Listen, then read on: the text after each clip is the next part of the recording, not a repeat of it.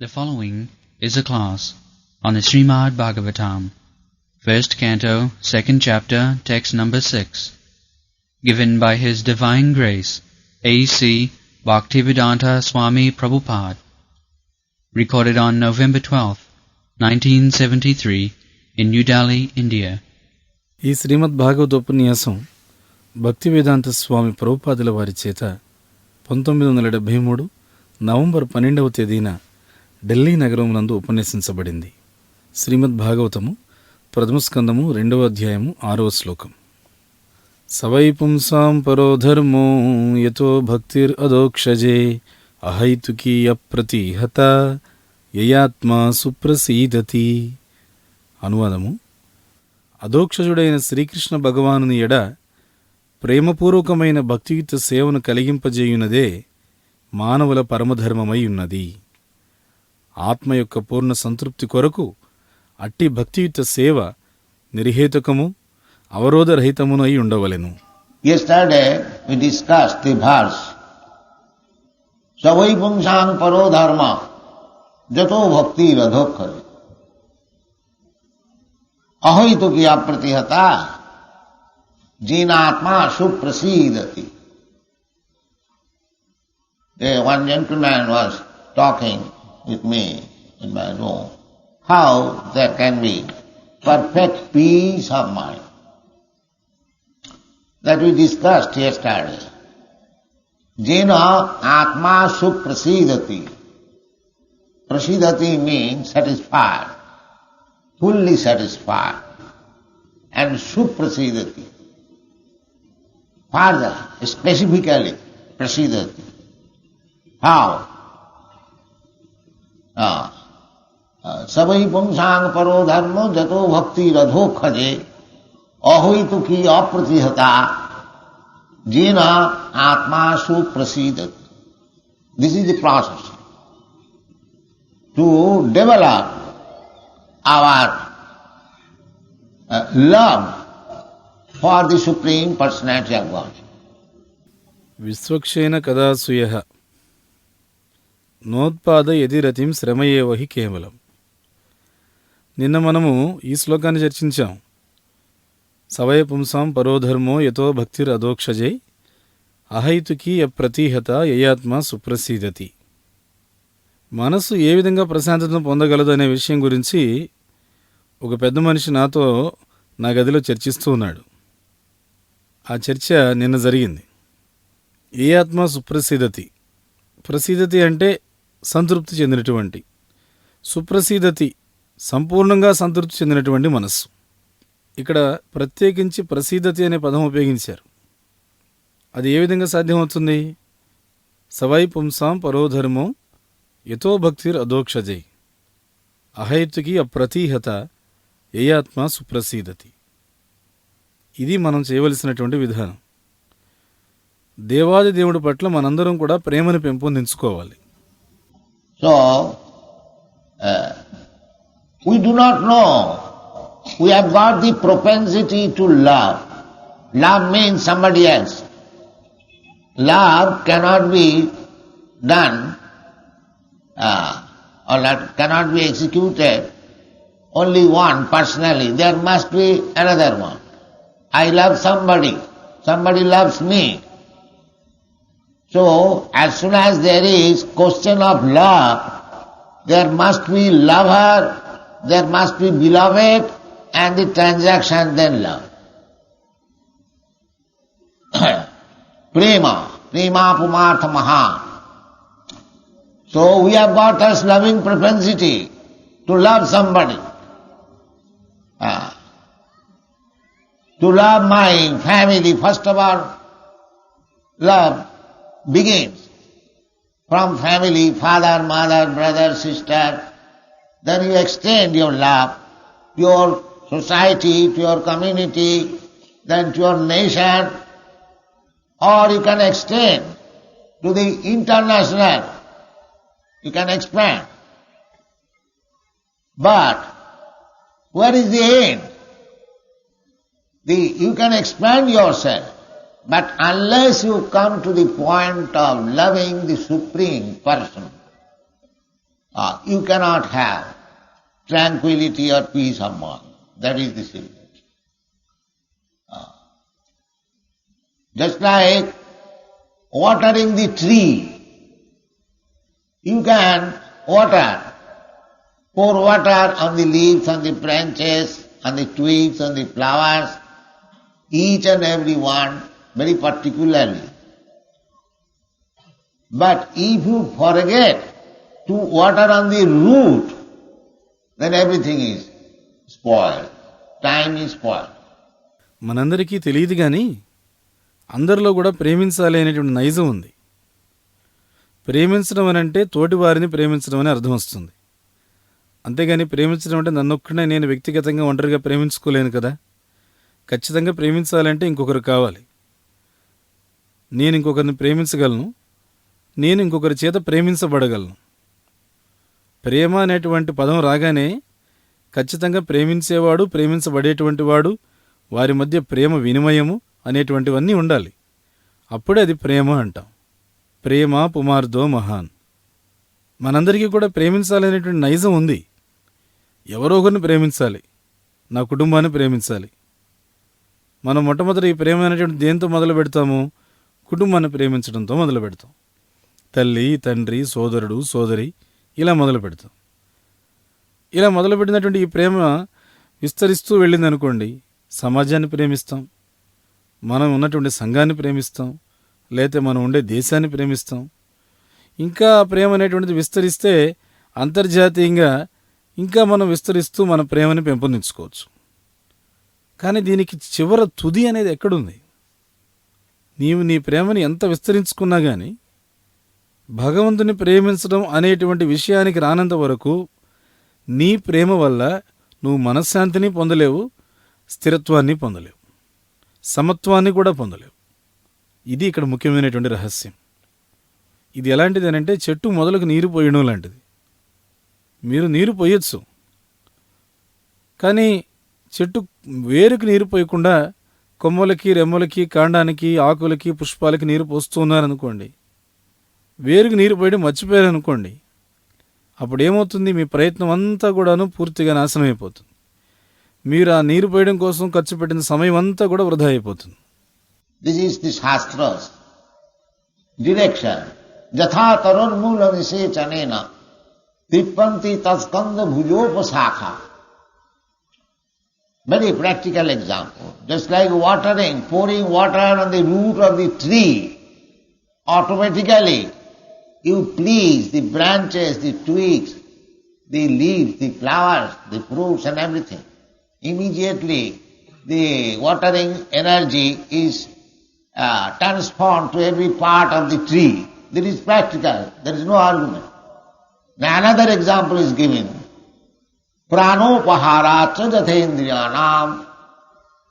You give food to the stomach and the energy will be distributed to all the parts of your body. If you want to serve separately 2 sweetmeats to the 2 eyes and 2 sweetmeats to ears in this way, it will be simply useless waste of time. Simply 1 sweetmeat, if you put into the stomach, and immediately you feel some energy which will be enjoyed by your eyes, by your ears, by your nose, your hands, your legs, your hair, everything. This is the process. అందుకని శాస్త్రాలు మనకి ఈ విషయాన్ని నిర్దేశిస్తూ ఉన్నాయి. యథా తరోర్మూల నిశేషనేన తృప్యంది తస్కంద భుజోపసేక. ఇది చాలా ఆచరణాత్మకమైనటువంటి ఉదాహరణ. మనము మొక్కలకు నీరు పోస్తూ ఉంటాము. మొక్కల యొక్క వేరుకు గనక నీరు పోస్తే సహజంగానే ఆ మొక్క యొక్క చెట్టుకు కానీ, కొమ్మకు కానీ, రెమ్మకు కానీ, పత్రానికి కానీ, పుష్పాలకు కానీ, ఫలాలకు కానీ అన్నిటికీ కూడా ఆ నీటి శక్తి అందుతుంది. వెంటనే మనం నీరు పోసినటువంటి శక్తి ఆ చెట్టులో ఉన్నటువంటి అన్ని భాగాలకు కూడా అందుతుంది. ఇది చాలా ఆచరణాత్మకమైనటువంటి ఉదాహరణ. ఇంకా ఇందులో వాదోపవాదాలు అనేటువంటి ఏమీ లేవు. ఇంకొక ఉదాహరణ కూడా దీనికి ఇవ్వబడింది. ప్రాణోపహారచ్చ యతేంద్రియాణం. మనం ఉదరానికి ఆహారం అందించగలిగితే ఆ ఆహారం యొక్క శక్తి శరీరంలో ఉండేటువంటి అన్ని అవయవాలకు కూడాను చక్కగా సరఫరా అవుతుంది. విడివిడిగా అన్ని అవయవాల్ని కూడాను మనం సంతృప్తి పరచాలనుకున్నాం అనుకోండి, 2 నేత్రాలకి 2 మిఠాయిలు పెట్టాలి, అలానే 2 చెవులకి 2 మిఠాయిలు పెట్టాలి. ఈ విధంగా మనం పెట్టుకుంటూ వెళ్తే కేవలం సమయం వృధా అవుతుంది అంతే. ఇవన్నీ కాకుండా ఒక్క మిఠాయి అయినా సరే చక్కగా మనము ఉదరానికి అందించామనుకోండి, వెంటనే శరీరంలో అన్ని భాగాలకి కూడా శక్తి అనేది అందుతుంది. అప్పుడు ఆ ఉదరం ద్వారా అందినటువంటి శక్తి నీ నేత్రాలు, నీ చెవులు, నీ ముక్కు, నీ చేతులు, నీ కాళ్ళు, నీ కేశాలు, నీ శరీరంలో ఉన్న అన్ని అవయవాలు కూడాను ఆ ఉదరం ద్వారా వచ్చినటువంటి శక్తిని ఆనందిస్తాయి. ఇది విధానం. So we have manufactured so many types of love except God. This is our defect. As soon as there is the name of God, oh, you go to Calcutta, not here. This is the position. People are so much averse, and our Shastra says that when you forget God, or when you are not religious, religious means to become devotee of God. That is religion. Very simple thing. Religion does not mean the ritualistic ceremonies. That my religion, the ritualistic is this. In your religion, the ritualistic is this. That may be different according to time, according to the men, according to the country, climate. That may be little different. Just like we are eating. Somebody is eating somebody is eating something, somebody is eating. But the eating process and to derive the benefit by eating is the same everywhere. There is no difference. So, you may profess any religion, that doesn't matter. You may become Christian, you may become Hindu, you may become Buddhist, you may become Sikh or anyone. There are hundreds and thousands of types of religion. It doesn't matter. But the test is whether you have learned to love God. That is all. Then it is all. ఈ విధంగా మనము భగవంతుడి పట్ల ప్రేమను తప్ప ఎన్నో విధాలైనటువంటి ప్రేమల్ని మనకు మనమే తయారు చేసేసుకున్నాం. అదే మనకున్నటువంటి లోపం. ఎప్పుడైతే భగవంతుడు అనేటువంటి పేరు వినపడుతుందో, ఓహో మీరు పలానా చోటుకి వెళ్తారా, మీరు ఇక్కడ కాదా, ఇలా ఉన్న పరిస్థితి. భగవంతుడు అనే పేరుకి ప్రజలు అంత వ్యతిరేకంగా ఉన్నారు. మరి మన శాస్త్రాలు ఏం చెప్తున్నాయి? మీరు ఎప్పుడైతే భగవంతుని మర్చిపోతారో, మీరు ఎప్పుడైతే ధార్మికంగా ఉండరో, అప్పుడే నిజమైనటువంటి ఇబ్బంది మొదలవుతుంది. ధార్మికత్వం అంటే భగవంతునికి భక్తునిగా ఉండడం అని చెప్పి అర్థం. ధర్మము, ధార్మికత్వం అనేటువంటివి చాలా సరళమైనటువంటి విషయాలు. ధర్మం అనంటే ఏదో వైదికమైనటువంటి క్రతువులు, సంస్కారాలని చేస్తూ ఇది నా మత ధర్మము కాబట్టి నేను ఈ క్రతువులు చేస్తాను, అది నీ మత ధర్మము కాబట్టి నువ్వు ఆ క్రతువులు చెయ్యి, ఇలా చెప్పడం కాదు. అయితే ధర్మ విధానం అనేటువంటిది ఆ ప్రత్యేక సమయాన్ని బట్టో, ఆ ప్రత్యేకమైనటువంటి మనుషుల సంస్కారాలను బట్టో, ఆ ప్రత్యేక ప్రదేశాన్ని బట్టో, వాతావరణాన్ని బట్టి కొద్దిగా వ్యత్యాసం ఉండొచ్చు. చిన్నపాటి వ్యత్యాసాలు అనేటువంటివి అనేక మత ధర్మాల్లో ఉండొచ్చు. ఇప్పుడు ఉదాహరణకి మనము ఆహారాన్ని తింటూ ఉన్నాము, వేరే వాళ్ళు కూడా ఆహారం తింటున్నారు, ఇంకొకళ్ళు కూడా ఆహారం తింటున్నారు, మరొకళ్ళు కూడా ఆహారాన్ని తింటున్నారు. కానీ తినే విధానం ఒకటే. ఆ తినేటువంటి ఆహారం ద్వారా శక్తిని పొందేటువంటి, ప్రయోజనాన్ని పొందేటువంటి విధానము ఒకటే. అందులో ఎటువంటి వ్యత్యాసం లేదు. కాబట్టి మీరు ఒక మత ధర్మాన్ని ప్రతిపాదించవచ్చు, అదేం పెద్ద విషయం కాదు. మీరు క్రైస్తవులు అయి ఉండొచ్చు, లేకపోతే మీరు హిందువులు అయి ఉండొచ్చు, లేకపోతే మీరు బౌద్ధులు అయి ఉండొచ్చు, సిక్కులు అయి ఉండొచ్చు, ఎవరైనా అయి ఉండొచ్చు. ఇలా చెప్పుకుంటూ పోతే వందల వేల మత ధర్మాలు ఉన్నాయి. అది కాదు ఇక్కడ విషయం. ఇక్కడ పరీక్ష ఏమిటంటే మనం పాటిస్తున్న మత ధర్మం ద్వారా మనం భగవంతుని పట్ల ప్రేమను పెంపొందించుకుంటున్నామా లేదా అనేది విషయం. అంతే, అదొక్కటే విషయం. అదుంటే ఇంక అన్నీ కూడా చక్కగా ఉన్నట్లే. That is explained. Savai pungsang paro dharma jato bhakti radhokhad. If you have learned to love God, then it doesn't matter what type of religion you are following. The Bhagavad is very liberal. It does not say if you follow Hindu religion or if you follow this type of religion, then you will understand God. No. Any religion, it doesn't matter. But the test is whether you have advanced in loving God. But if you see that instead of loving God, you are loving something else, which is not God. Of course, God is everything. That is another thing.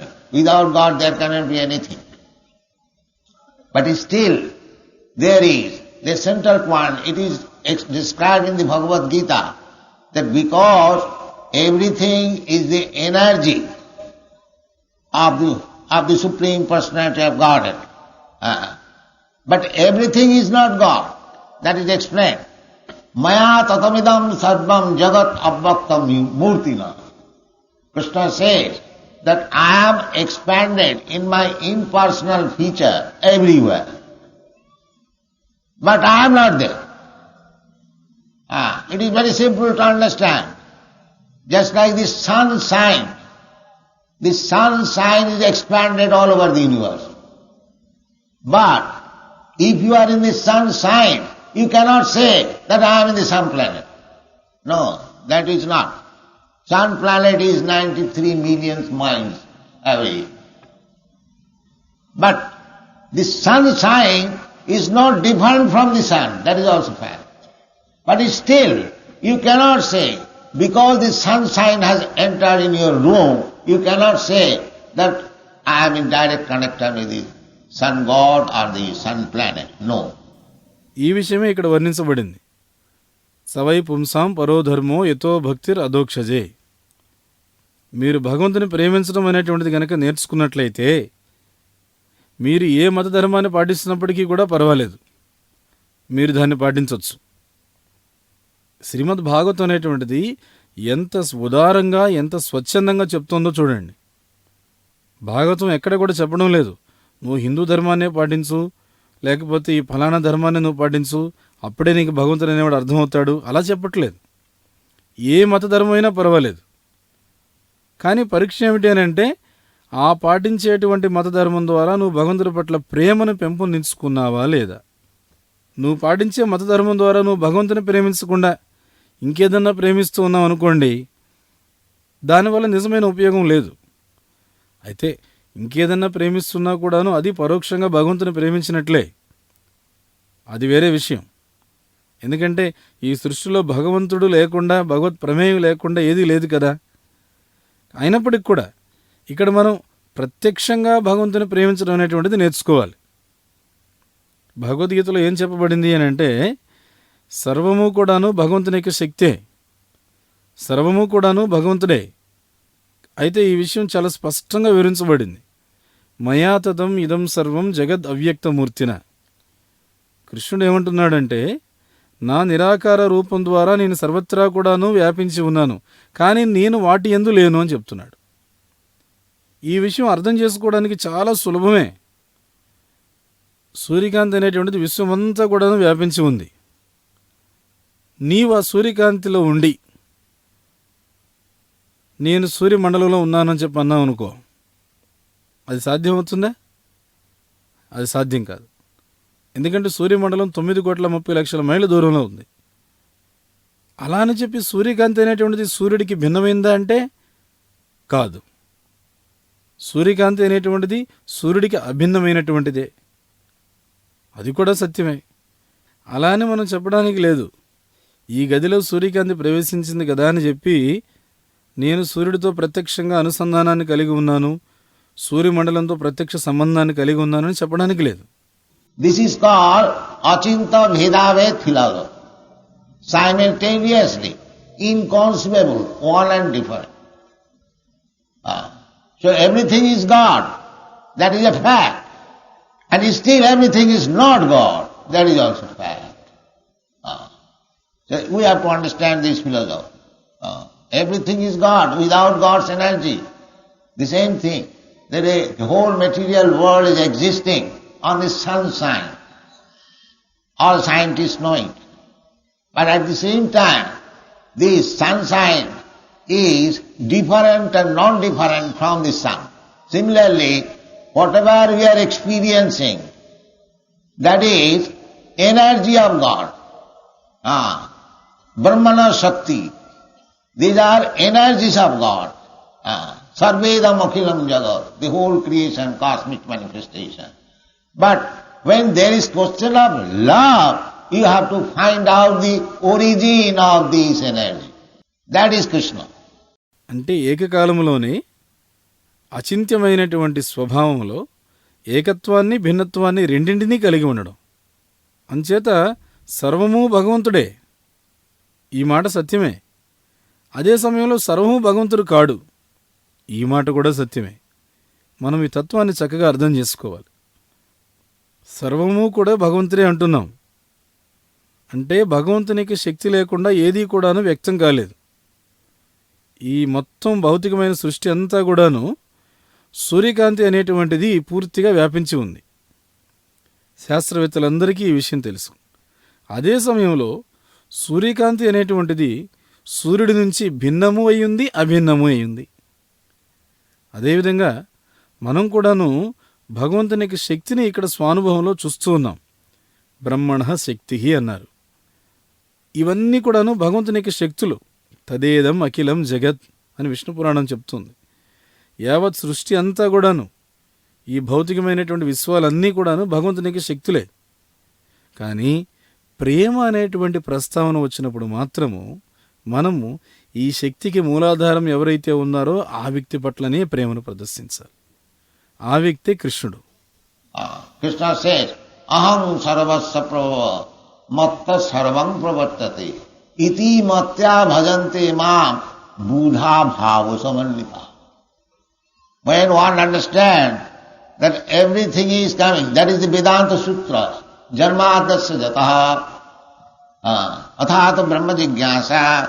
Now this human form of life is meant for inquiring about the absolute truth. And what is that Brahma? Brahma Jigyasa. Immediate answer is Janmadasya Jataha. Brahma or the absolute truth is that from which or from whom everything has emanated. That answer is there. The meaning of Brahma Sutra in the Bhagavad Gita. Because we are finding out what is that absolute truth, where from everything is emanating, everything has come into existence. The answer is there in the Bhagavad Gita. Aham sarvasya prabhu matta sarvang pravartati. One who knows this secret. Aham sarvasya prabhu. I am the origin of everything. Matta sarvang pravartate. Everything emanates from me. Everything comes from me. Iti matya. One who has understood this fact. Iti matya. Bhajante mam. Then he engages himself in the service of the Lord. Why? Buddha. There actually, in understanding. Buddha bhava samannita. Krishna is the origin. That is repeated in another place. Maunam janmanavanti jnanamanamang prabaddhati. Not easily to understand Krishna. కృష్ణుడు అందుకే చెప్తూ ఉన్నాడు, అహం సర్వస్య ప్రభో మత్తం సర్వ ప్రవర్తతే ఇతి మత్వా భజంతే మాం బుధాభావ సమన్వితాః. ఎప్పుడైతే మానవుడు సర్వము కూడాను భగవంతు నుంచే ఉద్భవిస్తున్నాయి అని చెప్పి అర్థం చేసుకుంటాడో, ఈ మాట ఎందుకు అంటున్నామంటే ఇది వేదాంత సూత్రాల్లో ఉంది. జన్మాద్యస్య యతః అదాతో బ్రహ్మ జిజ్ఞాస. ఇప్పుడు విలువైనటువంటి మానవ జన్మ మీకు లభించింది కాబట్టి పరమసత్యాన్ని అర్థం చేసుకునేటువంటి విషయంలో విచారణ చేయండి. మరి ఆ బ్రహ్మ జిజ్ఞాస అంటే ఏమిటి? దానికి వెంటనే సమాధానం వస్తుంది, జన్మాద్యస్య యతః. ఆ పరబ్రహ్మ లేదా పరమసత్యం అనేటువంటిది ఒకటి ఉంది. కనిపించే సర్వము కూడాను, సృష్టి అంతా కూడాను ఆ పరమసత్యం నుంచే ఉద్భవిస్తూ ఉంది. ఈ సమాధానం మనకు లభిస్తుంది. ఇది బ్రహ్మసూత్రం యొక్క అర్థం. ఇవన్నీ కూడా భగవద్గీతలో ఉన్నాయి. అందుచేత పరమసత్యం అంటే ఏమిటి మనం అన్వేషించి తెలుసుకోవాలి. ఈ సర్వం కూడా ఎక్కడి నుంచి ఉద్భవిస్తుంది అనేటువంటిది తెలుసుకోవాలి. ఈ వ్యక్తమవుతున్న సర్వానికి కూడా మూలం ఎవరు అనేటువంటిది తెలుసుకోవాలి. వీటన్నిటికీ సమాధానాలు భగవద్గీతలో ఉన్నాయి. అహం సర్వస్య ప్రభువో మత్తం సర్వం ప్రవర్తతే. ఎవరైతే ఈ రహస్యాన్ని తెలుసుకుంటారో, అహం సర్వస్య ప్రభువ, ఏమిటా రహస్యం? నేను సర్వానికి కూడాను మూలాధారాన్ని. మొత్తం సర్వం ప్రవర్తతే, సర్వం కూడా నా నుండే ఉద్భవిస్తుంది, ప్రతిదీ కూడా నా నుండే వ్యక్తమవుతూ ఉంది. ఇతి మత్వ, ఎవరైతే వ్యక్తి ఈ సత్యాన్ని అర్థం చేసుకుంటాడో, ఇతి మత్వ భజంతేమం, ఆ వ్యక్తి వ్యక్తిగతంగా నా భక్తియుక్త సేవలో నిమగ్నమవుతాడు అని కృష్ణుడు చెప్తున్నాడు. ఎందుకని? బుధాహ, ఎందుకంటే వాళ్ళు నన్ను యథార్థంగా అర్థం చేసుకున్నారు కాబట్టి. అందుకనే బుధాభావ సమన్వితాహ, ఓ కృష్ణుడు సర్వానికి కూడా మూలాధారం అనే విషయాన్ని అర్థం చేసుకున్నారు కాబట్టి వాళ్ళు కృష్ణుడి యొక్క భక్తియుక్త సేవలో నిమగ్నం అవుతారు. ఇదే విషయం ఇంకొక చోట కూడా మళ్ళీ చెప్పబడింది. బహూనాం జన్మనామంతే జ్ఞానవాన్ మాం ప్రపద్యతే. ఈ శ్లోకం ప్రకారంగా ఇది అంత సులభమైన విషయం కాదు. కృష్ణుణ్ణి అర్థం చేసుకోవడం అనేటువంటిది యథార్థంగా సులభమైన విషయం కాదు. In another place it is said, Manusyanam sahasreshu kaschid jatati siddha jatatamapi siddhyanam kaschid vettimam tattva. Out of many thousands of people, millions of people, sahasrana. Sahasrana means many thousand times of thousand. So, a man tries to become siddha. Siddha means perfect. What is that perfection?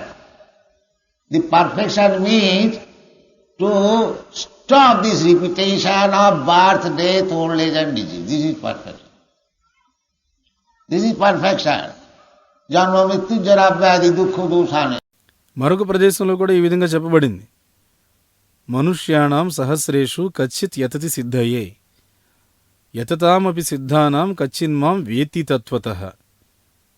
వేల కొలది కోట్ల కొలది మనుషులలో ఎవరో ఒక్కరు మాత్రమే అని ఈ శ్లోకం చెప్తుంది. సహస్రాణం, సహస్రానంటే అనేక వేలాది మంది మనుషులలో ఎవరో ఒక్కడు మాత్రమే పరిపూర్ణతను పొందడానికి ప్రయత్నిస్తాడు. ఒక్కడు మాత్రమే సిద్ధుడవుతాడు. సిద్ధుడు అంటే పరిపూర్ణుడు అని అర్థం. మరి ఏమిటా పరిపూర్ణత? జన్మ, మృత్యు, జరావ్యాధి అనే నాలుగింటిని ఆపడమే పరిపూర్ణత. అదే నిజమైన పరిపూర్ణత. అసలైన పరిపూర్ణత అంటే అదే. జన్మ, మృత్యు, జరావ్యాధి, దుఃఖ దోషాను దర్శనం. Everyone is trying to be perfect. The whole struggle of existence is going on all over the world. How to become perfect? So that perfection ideal is different of different persons. Somebody is thinking that if I have a nice bungalow and a nice bank balance and nice wife and children and family, then my life is perfect. Somebody is thinking that if I can make my country very happy in comparison to other country, then it is happy. So there are different types of perfection. But actual perfection is, they do not know, that is indicated. పరిపూర్ణత్వాన్ని పొందాలని ప్రతి ఒక్కడూ ప్రయత్నిస్తున్నాడు. మొత్తం ప్రపంచం అంతా కూడా జరిగేటువంటి జీవన సంఘర్షణ అంతా కూడా ఏ విధంగా పరిపూర్ణత్వాన్ని పొందాలి అనే విషయం గురించి జరుగుతుంది.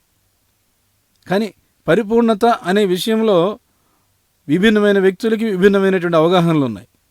కొద్దిమంది ఏమనుకుంటారంటే, ఒక చక్కటి భవంతి ఉండి, బ్యాంకులో బాగా ధనం ఉండి, మంచి భార్య, బిడ్డలు, కుటుంబం అన్నీ ఉంటే అది నా జీవితానికి పరిపూర్ణత అని భావిస్తూ ఉంటాడు. మరికొద్దిమంది ఏమనుకుంటారు, తోటి దేశాలతో పోలిస్తే నేను నా దేశాన్ని మంచి అభివృద్ధి చెందినటువంటి ఆనందకరమైన స్థితిలో ఉంచితే అదే నా జీవితానికి పరిపూర్ణత అనుకుంటాడు. చూడండి, విభిన్నమైన వ్యక్తులకు విభిన్నమైన అవగాహనలు ఉన్నాయి పరిపూర్ణత అనే విషయంలో. కానీ యథార్థమైనటువంటి పరిపూర్ణత ఏది అనేది వాళ్ళకి తెలియదు. ఆ విషయమే ఇక్కడ ఈ శ్లోకంలో చెప్తూ ఉన్నారు. That I am, because I have been described, I am the soul, I am not this body. Dehinasmin jatha dehi. Within this body there is the Dehi. Dehi means the proprietor of this body. So that Dehi is Tatha Dehantara Prapti. He is changing from one body to another. One body. That's like we have got experience in this life also, from childhood to boyhood to youthhood, As we are changing past and present, therefore after this body is annihilated. Na hannate hannamane sarire. I am not annihilated. I take another body. That body, what kind of body? That will depend on my work. Just like we become diseased, as we infect certain type of disease, we suffer from that disease. This is practical. Nature's law is there. If you infect some disease, you will have to suffer from that disease. Similarly, as we are creating our mentality by different types of activity, our next life will be according to that mentality. This is the law of nature. నేను ఇంతకుముందే మీకు చెప్పున్నాను, నేను అనేవాడు ఎవరయ్యా అంటే జీవుడు. నేను ఈ శరీరం కాదు, నేను జీవుడను. దేహినోస్మిన్ యదా దేహే. ఈ శరీరములో దేహి అనేవాడు ఒకడున్నాడు. ఆ దేహి అనేవాడు ఈ శరీరానికి యజమాని అయి ఉన్నాడు. ఆ దేహి అనేటువంటి వాడు ఏం చేస్తున్నాడు? తదా దేహాంతర ప్రాప్తి. ఒక శరీరం నుంచి ఇంకొక శరీరానికి మార్పు చెందుతూ ఉన్నాడు. ఒక శరీరం నుంచి మరొక శరీరానికి మార్పు చెందడం అనేటువంటిది స్వానుభవంలో మనకు కూడా ఉంది. ఒకప్పుడు బాల్యాన్ని అనుభవించాం, ఆ తర్వాత మళ్ళీ యవ్వనాన్ని అనుభవిస్తున్నాం. ఇంకా ఇలా వయసు వెళ్ళే కొద్దీ మన యొక్క శరీరం అనేది మార్పు చెందుతూ ఉంటుంది. గతము, వర్తమానము, ఆ తర్వాత కొంతకాలం పోయిన తర్వాత ఈ శరీరం అనేటువంటిది నాశనం అయిపోతుంది. నా హన్యతే హన్యమానే శరీరే. కానీ నేను అనేటువంటి జీవుడును, నేను మాత్రం నాశనం కాను. నేనేం చేస్తానో ఈ శరీరాన్ని వదిలిపెట్టి కొత్త శరీరాన్ని తీసుకుంటాను. మరి ఎటువంటి శరీరాన్ని తీసుకుంటాను అనేది నేను చేసేటువంటి కర్మను బట్టి ఉంటుంది. ఉదాహరణకి ఇప్పుడు నాకు వ్యాధి వచ్చిందనుకోండి, నాకేదో ఒక ప్రత్యేకమైనటువంటి వ్యాధి లక్షణాలు సోకాయి కాబట్టి నాకు వ్యాధి వచ్చింది, దానివల్ల నేను బాధ అనుభవిస్తున్నాను. ఇది అందరికీ తెలిసిన వాస్తవమే. ప్రకృతి నియమం కూడా ఇది. నీకు ఏదైనా సరే వ్యాధి సోకింది అంటే ఆ వ్యాధి గురించి నీవు మాత్రమే బాధపడవలసి ఉంటుంది. అదేవిధంగా మనం ఏ విధమైనటువంటి మనస్తత్వాన్ని తయారు చేసుకుంటామో, మనం చేసే వివిధ రకాలైన కర్మల ద్వారా ఏ విధమైనటువంటి మనస్తత్వాన్ని పెంపొందించుకుంటామో తత్ప్రకారంగా తరువాత జన్మ అనేటువంటిది నిర్ణయించబడుతుంది. ఇది ప్రకృతి నియమం. But we do not know. Prakite kriyamanani gunai karmani sarvasa. Actually, Prakriti, nature is pulling us according to our desire, or according to the desire is contamination, the mental contamination, and we are creating different types of body. So, our real suffering is the transmigration from one body to another. That we do not know. There is no scientist. But it is stated in the Bhagavad Gita, Tatha Dehantara Prapti. You have to accept. And that is explained in other places. In Srimad Bhagavatam, Karmana Daivanetrina Jantar Deha Upapatti. As you are creating the situation, in the Bhagavad Gita, it is also stated, Janga Janga Papi Smarana Bhavam Tajatante Kalevaram. At the time of your death, the situation which you have created, it will carry you, because mind is there. Mind is subtle, intelligence is subtle. That's mind, intelligence and the ego. The subtle body is there. The gross body is lost. But the subtle body will take you to another gross body. It will take to the womb of another mother. And according to your karma, by the mother's help, you will get a body and duly you will come out and begin your work. This is nature's process. It is going on. ఈ విషయాలన్నీ కూడా మనకు తెలియవు. ప్రకృతే క్రియమాణాని గుణైకర్మాణి సర్వశః. యథార్థంగా ఈ ప్రకృతి అనేటువంటిది ఉందే, ఇది మన యొక్క కోరిక ప్రకారంగా మనల్ని ప్రతి చోటకి కూడాను గుంజుతూ ఉంది. మన కోరిక అనేటువంటిది ప్రస్తుతం కలుషితమై ఉంది. మానసికంగా మనం కోరిక చేత కలుషితమై ఉన్నాం. అందువలన మనం విభిన్న రకాలైనటువంటి శరీరాలన్నీ కూడా తయారు చేసుకుంటూ ఉన్నాం. మనందరికీ నిజమైన బాధ ఏమిటి అనంటే, ఒక శరీరం నుంచి మరొక శరీరానికి వలస వెళుతూ ఉన్నాం చూడండి. ఇది మన నిజమైన బాధ. అయితే ఇది మనం తెలుసుకోవడం లేదు. ఈ విషయాన్ని తెలియజెప్పేటువంటి శాస్త్రవేత్త కూడా ఎవ్వరూ లేరు. కానీ ఈ విషయం భగవద్గీతలో చెప్పబడింది. తదా దేహాంతర ప్రాప్తి. నువ్వు దీన్ని అంగీకరించవలసిందే. ఇదే విషయం ఇంకా ఇతర ప్రదేశాల్లో కూడా వివరించబడింది. శ్రీమద్ భాగవతంలో చూస్తే కర్మణ దైవనేత్రేణ జంతుర్ దేహ ఉపపత్తి. నీవు ఏ విధమైనటువంటి పరిస్థితులను తయారు చేసుకుంటూ ఉన్నామో దాని ప్రకారంగా జన్మను పొందుతూ ఉన్నావు. ఇదే విషయం భగవద్గీతలో కూడా చెప్పబడింది. యం వాపి స్మరన్ భావం త్యజంత్యంతే కళేవరం. మరణ సమయంలో నీవు ఏ విధమైనటువంటి మనోపరిస్థితిని ఏర్పాటు చేసుకుంటావో అదే పరిస్థితిని నీవు కొనసాగిస్తావు. ఎందుకంటే ఇక్కడ మనస్సు అనేటువంటిది ఉంది. ఆ మనస్సు అనేటువంటిది సూక్ష్మమైనటువంటిది. బుద్ధి అనేటువంటిది కూడా సూక్ష్మమైనటువంటిది. మనస్సు, బుద్ధి, అహంకారము ఈ మూడింటిని కలిపి సూక్ష్మ శరీరం అని చెప్పి అంటారు. అంతిమ సమయంలో స్థూలదేహం అనేటువంటిది కోల్పోతాము. కానీ ఈ సూక్ష్మదేహం అనేటువంటిది ఏం చేస్తుంది? నిన్ను ఇంకొక స్థూల దేహానికి తీసుకుని వెళ్తుంది. అంటే నిన్ను ఇంకొక తల్లి గర్భంలోనికి తీసుకుని వెళ్తుంది. మళ్ళీ చేసుకున్నటువంటి కర్మ ప్రకారంగా ఏ తల్లి గర్భంలోకి నువ్వు వెళ్ళాలనేటువంటిది నిర్ణయించబడుతుంది. ఆ తల్లి సహాయంతో మళ్ళీ నువ్వు ఇంకొక శరీరాన్ని పొందుతావు. ఆ పొందినటువంటి శరీరంతో మళ్ళీ నువ్వు ఏదో కర్మను చేస్తూ ఉంటావు. ఆ కర్మను అలా చేయడం ప్రారంభిస్తూ ఉంటావు. ఇది ప్రకృతి విధానం. ఈ విధానం అనేటువంటిది కొనసాగుతూ ఉంది. ప్రకృతిక్రమాణాని గుణైకర్మాణి సర్వస అహంకార విమూఢాత్మా కర్తాహం ఇది మన్యతే.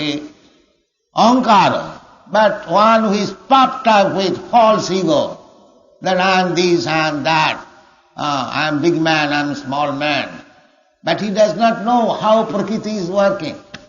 You may be very big man in this life.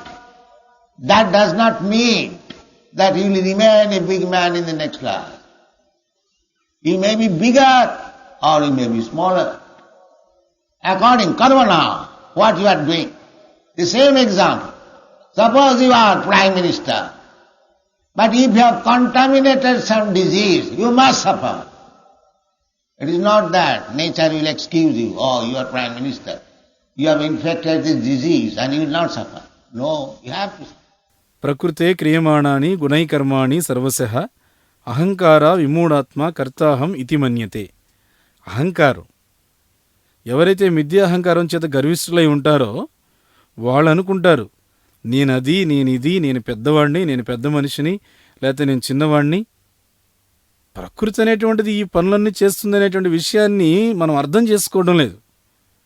ఇప్పుడు నువ్వు ఈ జన్మలో పెద్ద మనిషి అయి ఉండొచ్చు. దాని అర్థం అనేటువంటిది తర్వాత జన్మలో కూడా ఇదే విధంగా పెద్ద మనిషి తరహాలోనే పుడతావు అనేటువంటిది కాదు. నువ్వు పెద్దవాడివైనా ఉండొచ్చు, చిన్నవాడివైనా ఉండొచ్చు. అవన్నీ కూడా కర్మణాహ, నువ్వు చేసే కర్మ ప్రకారంగా జరిగిపోతాయి.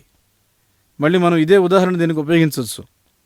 నువ్వు ప్రధానమంత్రి అయ్యావనుకో, కానీ నీవు ఏదో ఒక వ్యాధి సోకి రోగంతో బాధపడుతున్నావు. ఆ బాధ నువ్వు ఖచ్చితంగా పడవలసిందే. అంతేగాని ప్రకృతి నిన్ను చూసి, నీ పరిస్థితిని చూసి, ఓహో నువ్వు ప్రధానమంత్రివి కదా, అయితే నీకు వ్యాధి సోకినా కానీ నువ్వు బాధపడకూడదు అనేటువంటి నీకేం మినహాయింపు ఇవ్వదు. అలాంటిది ఏదీ లేదు.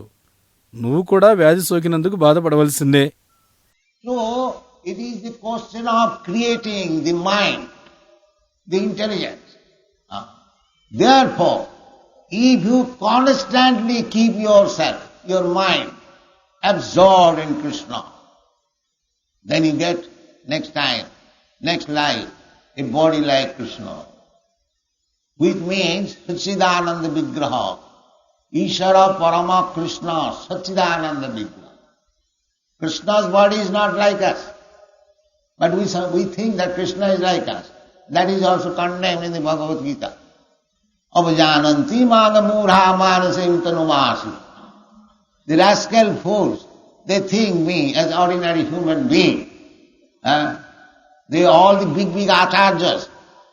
of our country, Shankaracharya, Ramanujacharya, Madhyacharya, Nimbarka, Sri Chaitanya Mahaprabhu, many big stalwarts, they have accepted Krishnastu Bhagavan Swam. Are they fools that they are worshipping a human being? Are they fools?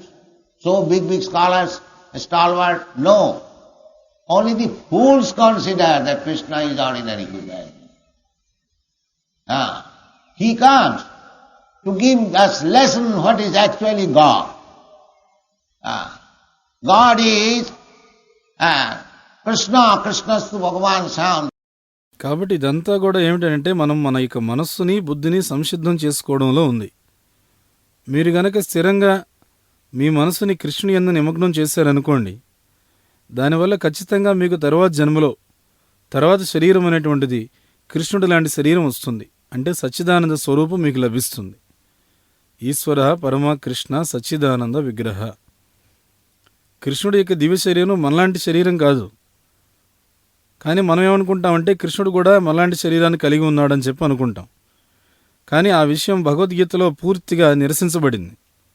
అవజానంతి మాం మూఢ మానుష్యం తనుమాశ్రితం. కృష్ణుడు ఏమంటున్నాడు? మూర్ఖులైనటువంటి వాళ్ళు, మూఢులైనటువంటి వాళ్ళు నేను ఒక సాధారణ మానవుడిగా అవతరించానని చెప్పి అనుకుంటూ ఉంటారు. కానీ పెద్ద ఆచార్యులు ఉన్నారు. మా దేశంలో శంకరాచార్య, రామానుజాచార్య, మధ్వాచార్య, నింబార్క, శ్రీ చైతన్య మహాప్రభు ఇలాంటి పెద్ద మహామహులైనటువంటి అగ్రశ్రేణి ఆచార్యులు ఉన్నారు. వాళ్ళందరూ కూడాను కృష్ణస్తు భగవాన్ స్వయం అని చెప్పి అంగీకరించారు.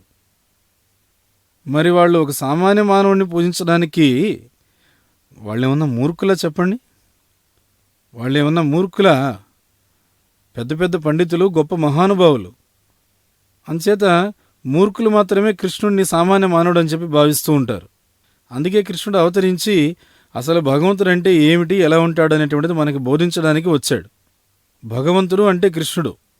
కృష్ణస్తు భగవాన్ స్వయం. Therefore, it is His mercy that He comes before us to show what is actually God. But Krishna says, Apajananti manga mudha manasi. Somebody says, well, God, why God will come? He is so big, why He will come? And why He will not come? If He is so big, why you restrict Him not to come? If He is very big, is it under your laws that He will not come? If He is very big, then He has the freedom to come. You cannot restrict. అందుచేత ఇక్కడ విషయం ఏమిటి అంటే, భగవంతుడు అంటే ఏమిటి యథార్థంగా మనకి తెలియజేయడం కోసం ఆ భగవంతుడే అత్యంత దయతో మన ముందు అవతరిస్తూ ఉన్నాడు. కానీ కృష్ణుడు అంటున్నాడు, అవజానంతి మాం మూఢం. మూఢులైనటువంటి వాళ్ళు ఈ విషయాన్ని అర్థం చేసుకోలేరు. కొద్దిమంది ఏమంటారంటే, అవును భగవంతుడు అనేవాడు ఉన్నాడు, ఉంటే మాత్రం స్వయంగా ఆయన ఎందుకు అవతరించాలి? మరి ఆయన అంత పెద్దవాడు కదా, ఆయన ఎందుకు స్వయంగా అవతరించాలి? నేనంటాను, ఆయన ఎందుకు స్వయంగా అవతరించకూడదు? మరి ఆయన అంత పెద్దవాడైనప్పుడు నీవెందుకు ఆయన అవతరించకూడదు అనేటువంటి అభ్యంతరం చెప్తూ ఉన్నావు? నిజంగా భగవంతుడు మరి అంత పెద్దవాడైనప్పుడు ఆయన నీవు చెప్పినటువంటి చట్టం కిందకి ఆయన ఎందుకు వస్తాడు? నీవు విధించేటువంటి చట్టం క్రిందకి ఆయన ఎప్పుడూ రాడు. మరి నిజంగా భగవంతుడు పెద్దవాడే కదా, కాబట్టి ఆయనకి స్వేచ్ఛా స్వాతంత్రాలు అనేటువంటివి ఉన్నాయి. ఆ స్వేచ్ఛా స్వాతంత్రాల ప్రకారంగా ఆయన రావాలనుకున్నప్పుడు అవతరిస్తాడు. నీవు ఆయన నిర్బంధించడానికి లేదు. Therefore Krishna says, Sambhavami Atmaya.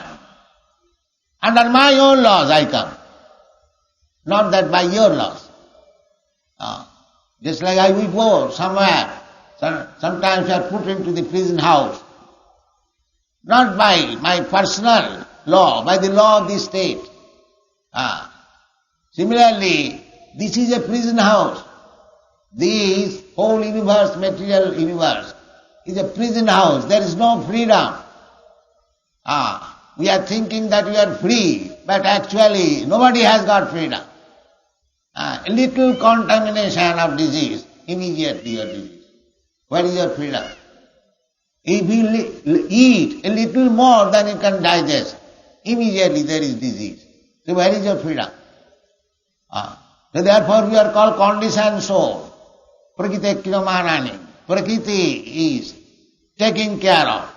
అందుకే కృష్ణుడు ఏమంటున్నాడు అంటే సంభవామి ఆత్మమాయ, నేను నా స్వంత నియమాల ప్రకారంగా నా యొక్క స్వంత యోగమాయా శక్తి యొక్క ప్రభావం చేత అవతరిస్తాను అని చెప్తున్నాడు.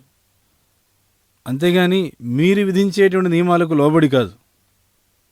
ఉదాహరణకు మనం ఎక్కడికైనా వెళ్ళామనుకోండి, కొన్నిసార్లు ఏం చేస్తారు, మనల్ని కారాగారంలో నిర్బంధిస్తారు. ఆ నిర్బంధించేటువంటిది నా సొంత నియమం చేత కాదు, ప్రభుత్వం విధించినటువంటి నియమాల చేత నన్ను ఆ విధంగా చేశారు. అదేవిధంగా ఈ జగత్ అనేటువంటిది కూడా ఒక కారాగారం. ఈ మొత్తం యావత్ భౌతికమైనటువంటి సృష్టి, భౌతిక విశ్వం అంతా కూడాను ఒక పెద్ద కారాగారం. ఇందులో మన ఎవరికి కూడా స్వేచ్ఛ అనేటువంటిది లేదు. కానీ మనం అనుకుంటున్నాం కానీ నాకేదో స్వేచ్ఛ ఉందని, యథార్థంగా మనలో ఎవ్వరికీ ఏ విధమైన స్వేచ్ఛ లేదు. ఏదైనా సరే వ్యాధి లక్షణం కనుక కొద్దిగా వచ్చిందనుకోండి, వెంటనే మనం చూడండి రోగం బారిన పడుతున్నాం. మరి మనకి స్వేచ్ఛ ఎక్కడుంది?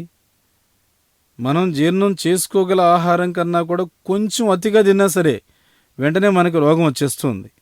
ఇంకెక్కడుంది మనకి స్వేచ్ఛ?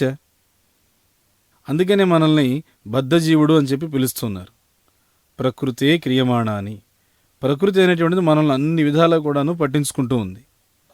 In another place, Krishna says, Ishara sarvabhutanam nirdeshe arjuna tishtati brahmayan sarvabhutani jantrarurani maya. The Maya has given this vehicle, this body, and you are put into this. And Krishna or Ishara or the Paramatma is also within this body. So, as he wanted in your past life, Krishna has given you, through the agency of Maya, a type of body, and you are moving according to your desire.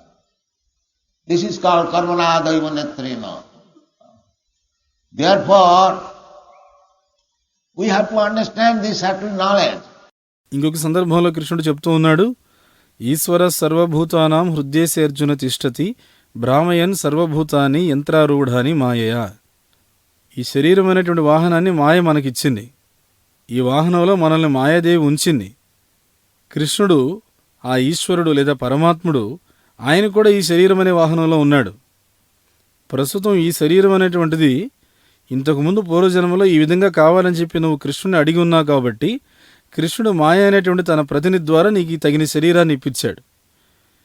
ఈ శరీరంలో నీ కోరిక ప్రకారంగా నువ్వు ఇప్పుడు సంచరిస్తూ ఉన్నావు. దీనినే కర్మణ దైవనేత్రేణ అన్నారు. మనం ఈ సూక్ష్మమైనటువంటి జ్ఞానాన్ని చక్కగా అర్థం చేసుకోవాలి. But in the modern educational system, there is no such thing. Although the Bhagavad Gita is there, and it is the property of India, at least because it was spoken, the science of Bhagavad Gita. It was spoken long, long ago. That is stated in the Bhagavad Gita, in the sun planet. Imam vivassate yogam praktavan aham abhyam vivashyana manovepraho manuikha vedbhavu. కానీ ఆధునిక విద్యా విధానంలో అసలు ఇలాంటి విషయాలు ఏవీ కూడా చెప్పడం లేదు. భగవద్గీత అనేటువంటిది ఈ భారతదేశంలోనే ఆవిర్భవించినా కానీ భగవద్గీత అనేటువంటి విజ్ఞానం ఇక్కడే చెప్పబడినప్పటికీ కూడా ఈ విషయాలు ఎక్కడా కూడాను విద్యా విధానంలో చెప్పడం లేదు. యథార్థంగా భగవద్గీత అనేటువంటిది చాలా చాలా కాలం క్రితం సూర్యదేవుడికి వివరించబడింది. అందుకే భగవద్గీతలో చెప్పి ఉంది, ఇవం వివస్వతే యోగం ప్రోక్తవాన్ అహమవ్యయం వివస్వాన్ మనవే ప్రాహ మనుర్ ఇక్ష్వాకవే బ్రవీత్. Everything is there. How important is Bhagavad Gita and Srimad Bhagavatam? Krishna Consciousness. Krishna Consciousness movement means we are not manufacturing anything by our fertile brain. No. We don't create anything. We simply repeat, but we try to explain for modern understanding, that's all. Otherwise, there is no question of manufacturing. Because nobody can manufacture the perfect knowledge. Because we are all imperfect. Our senses are imperfect. However, we may be learned, but the senses are imperfect. Therefore, we cannot give perfect knowledge. perfect knowledge can be received from higher authorities. Therefore, in the Bhagavad Gita says, evam parampara praptam imam rajarsayo vidu sakale neho yogarasta parantapa. As soon as the process of receiving perfect knowledge is lost, then the original purpose is lost. ఇలా ప్రతి ఒక్క విషయం కూడాను భగవద్గీతలో ఉంది. దీన్ని బట్టి మీరు అర్థం చేసుకోండి, భగవద్గీత, శ్రీమద్ భాగవతము, ఈ కృష్ణ చైతన్యం ఎంత ముఖ్యమైనటువంటివో అర్థం చేసుకోండి. కృష్ణ చైతన్య ఉద్యమం అంటే మీ మీద మా చపల చిత్తంతో క్రొత్తగా విషయాల్ని తయారు చేసి మీకు ప్రతిపాదించడం లేదు. అలా ఎప్పుడూ లేదు. మేము క్రొత్తగా ఏ విషయాల్ని తయారు చేయము. కేవలం మేము మాకు చెప్పినటువంటి విషయాల్ని తిరిగి చెప్తూ ఉన్నాము, కానీ నవీన కాలపు అవగాహనకు తగిన విధంగా వివరిస్తున్నాం అంతే. అలా లేకపోతే మేము క్రొత్తగా తయారు చేసేటువంటి విషయం అంటూ ఏదీ లేదు. ఎందుకనంటే మనమందరం కూడా అపరిపూర్ణులై ఉన్నాం గనుక, అపరిపూర్ణులైనటువంటి మనం పరిపూర్ణమైనటువంటి జ్ఞానాన్ని క్రొత్తగా తయారు చేయలేం. మన ఇంద్రియాలన్నీ అపరిపూర్ణతతో నిండి ఉన్నాయి. మనం ఎంత పెద్ద పెద్ద విద్వాంసులు అయినా కావచ్చు, కానీ మన ఇంద్రియాలు అపరిపూర్ణంగానే ఉన్నాయి. అందువల్ల మనం పరిపూర్ణమైనటువంటి జ్ఞానాన్ని క్రొత్తగా ఇవ్వలేము. పరిపూర్ణ జ్ఞానాన్ని మనము ఉన్నతమైనటువంటి ఆచార్యుల నుంచి గ్రహించవలసి ఉంది అంతే. అందుకనే భగవద్గీతలో ఈ వాక్యం చెప్పబడింది, ఏవం పరంపరా ప్రాప్తం ఇమం రాజర్షయో విదుహు సకాలే నేహ మహత యోగో నష్ట పరంతపః. ఎప్పుడైతే ప్రామాణికమైనటువంటి పరిపూర్ణ జ్ఞానాన్ని గ్రహించడం అనేటువంటి విధానం అనేటువంటిది అక్కడ నష్టమైందో, అప్పుడు దాని యొక్క అసలైనటువంటి ప్రయోజనం అనేటువంటిది నశించిపోయింది. So it becomes sometimes lost. When the parampara system, just like nowadays, everyone is proud of reading Bhagavad Gita, but he interprets in his own way. Everyone is at liberty to interpret Bhagavad Gita as he likes. That is the modern proposal. So there are 664 editions about it. Everyone is commenting in his own way. I have heard that there is one doctor, he has interpreted Bhagavad Gita as the talk between a patient and a physician. You see? So this is going on. Everyone whimsically, he is interpreting. Now, sometimes in our country also, we see that Mahatma Gandhi wanted to interpret Bhagavad Gita as non-violence. It is very difficult to prove, because Bhagavad Gita is spoken in the battlefield of Kurukshetra. So, how you can prove non-violence? So it is a difficult job. So that is not the process of understanding Bhagavad Gita. Bhagavad Gita is to be understood as our Swamiji immediately talked. It has to be received from the parampara system. కొన్నిసార్లు ఈ పరంపర విధానం అనేటువంటిది ఈ విధంగా నష్టం అవుతూ ఉంటుంది. ఉదాహరణకు ప్రస్తుతం రోజుల్లో మనం గమనిస్తే భగవద్గీతను చదవడం అనేటువంటి విషయంలో ప్రతి ఒక్కరూ కూడాను చాలా గర్విస్తూ ఉన్నారు. ఎందుకని? వాళ్ళు వాళ్ళ సొంత వ్యాఖ్యానాలన్నీ ఆ భగవద్గీతకి రాసేస్తున్నారు కాబట్టి. ప్రతి ఒక్కడు కూడా ఏం చేస్తున్నాడంటే భగవద్గీతకు తనకు తోచిన విధంగా పరికల్పన చేయడానికి స్వేచ్ఛ, స్వాతంత్రం ఉంది అనుకుంటున్నాడు. ఇప్పుడు అధునాతనమైనటువంటి ప్రతిపాదనలు అట్లా ఉన్నాయన్నమాట. చెప్పాలంటే 664 రకాలైనటువంటి భగవద్గీతలు ఉన్నాయి. ఎందుకని? ప్రతి ఒక్క రచయిత అతనికి తోచిన విధంగా దానికి వ్యాఖ్యానం చెప్పుకుంటూ వెళ్ళిపోయాడు. నేను వినిన విషయం ఏమిటంటే, రబ్బీ అని చెప్పేసి ఒక వైద్యుడు ఉన్నట్ట. ఆయన భగవద్గీతకు ఏ విధంగా పరికల్పన చేశాడు అంటే, భగవద్గీత అనేది ఒక రోగికి వైద్యుడికి మధ్య జరిగినటువంటి సంభాషణ అని చెప్పాడంట. చూడండి, ఇలాంటివి జరుగుతున్నాయి. ప్రతి ఒక్కడు కూడాను చపల చిత్తంతో వాళ్ళ మనసుకు తోచిందల్లా వ్యాఖ్యానంగా చెప్పుకుంటూ వెళ్ళిపోతున్నారు ఈ భగవద్గీతకు. మా దేశంలో కూడా ఇటువంటిది జరిగింది. భగవద్గీత అనేటువంటిది ఒక అహింసాత్మకమైన గ్రంథం నిరూపించడానికి గాంధీజీ ప్రయత్నించారు. కానీ అలా నిరూపించడం అనేది చాలా కష్టం. ఎందుకంటే భగవద్గీత అనేటువంటిది కురుక్షేత్ర యుద్ధరంగంలో చెప్పబడింది. దాన్ని అహింస అనేటువంటిది మనం ఏ విధంగా నిరూపించగలుగుతాం? అది చాలా కష్టసాధ్యమైనటువంటి కార్యం. అసలు భగవద్గీతను అర్థం చేసుకునేటువంటి విధానాలు ఇవి కాదు అని మనం అర్థం చేసుకోవాలి. భగవద్గీత అనేటువంటిది ఇంతకుముందు మన స్వామీజీ చెప్పిన విధంగా గురు శిష్య పరంపరా విధానం ద్వారా మాత్రమే అర్థం చేసుకోవాలి. Krishna said to Arjuna that at the present moment the parampara system is now lost.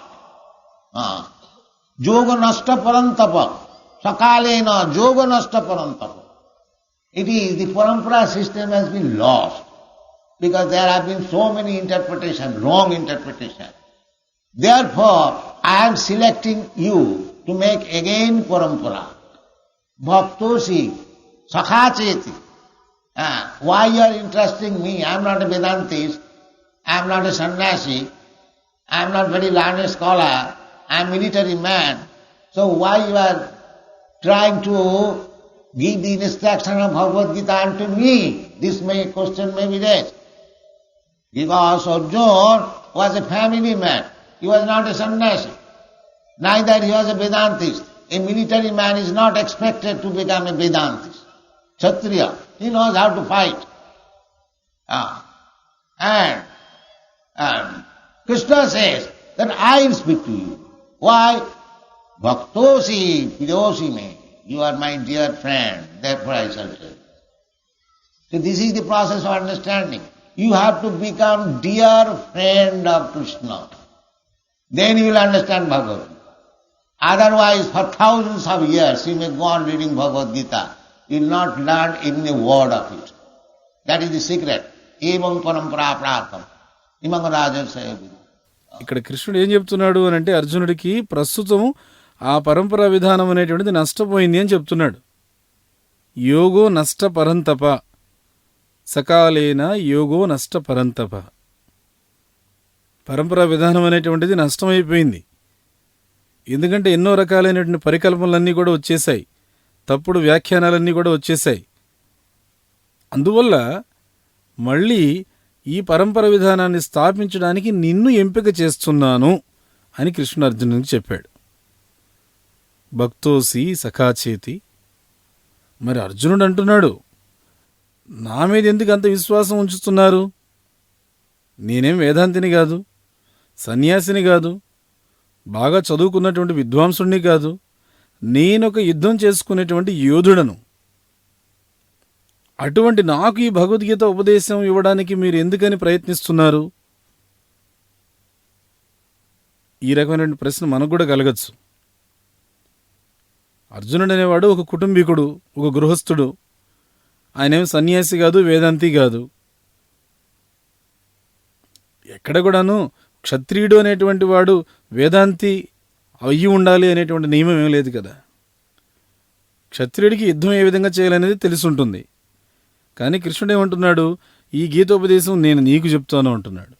ఎందుకని? భక్తోసీమే ప్రియోసీమే. అర్జున, నీవు నా ప్రియమైన స్నేహితుడవు, అందువల్ల ఈ ఉపదేశాన్ని నీకు చేస్తున్నాను.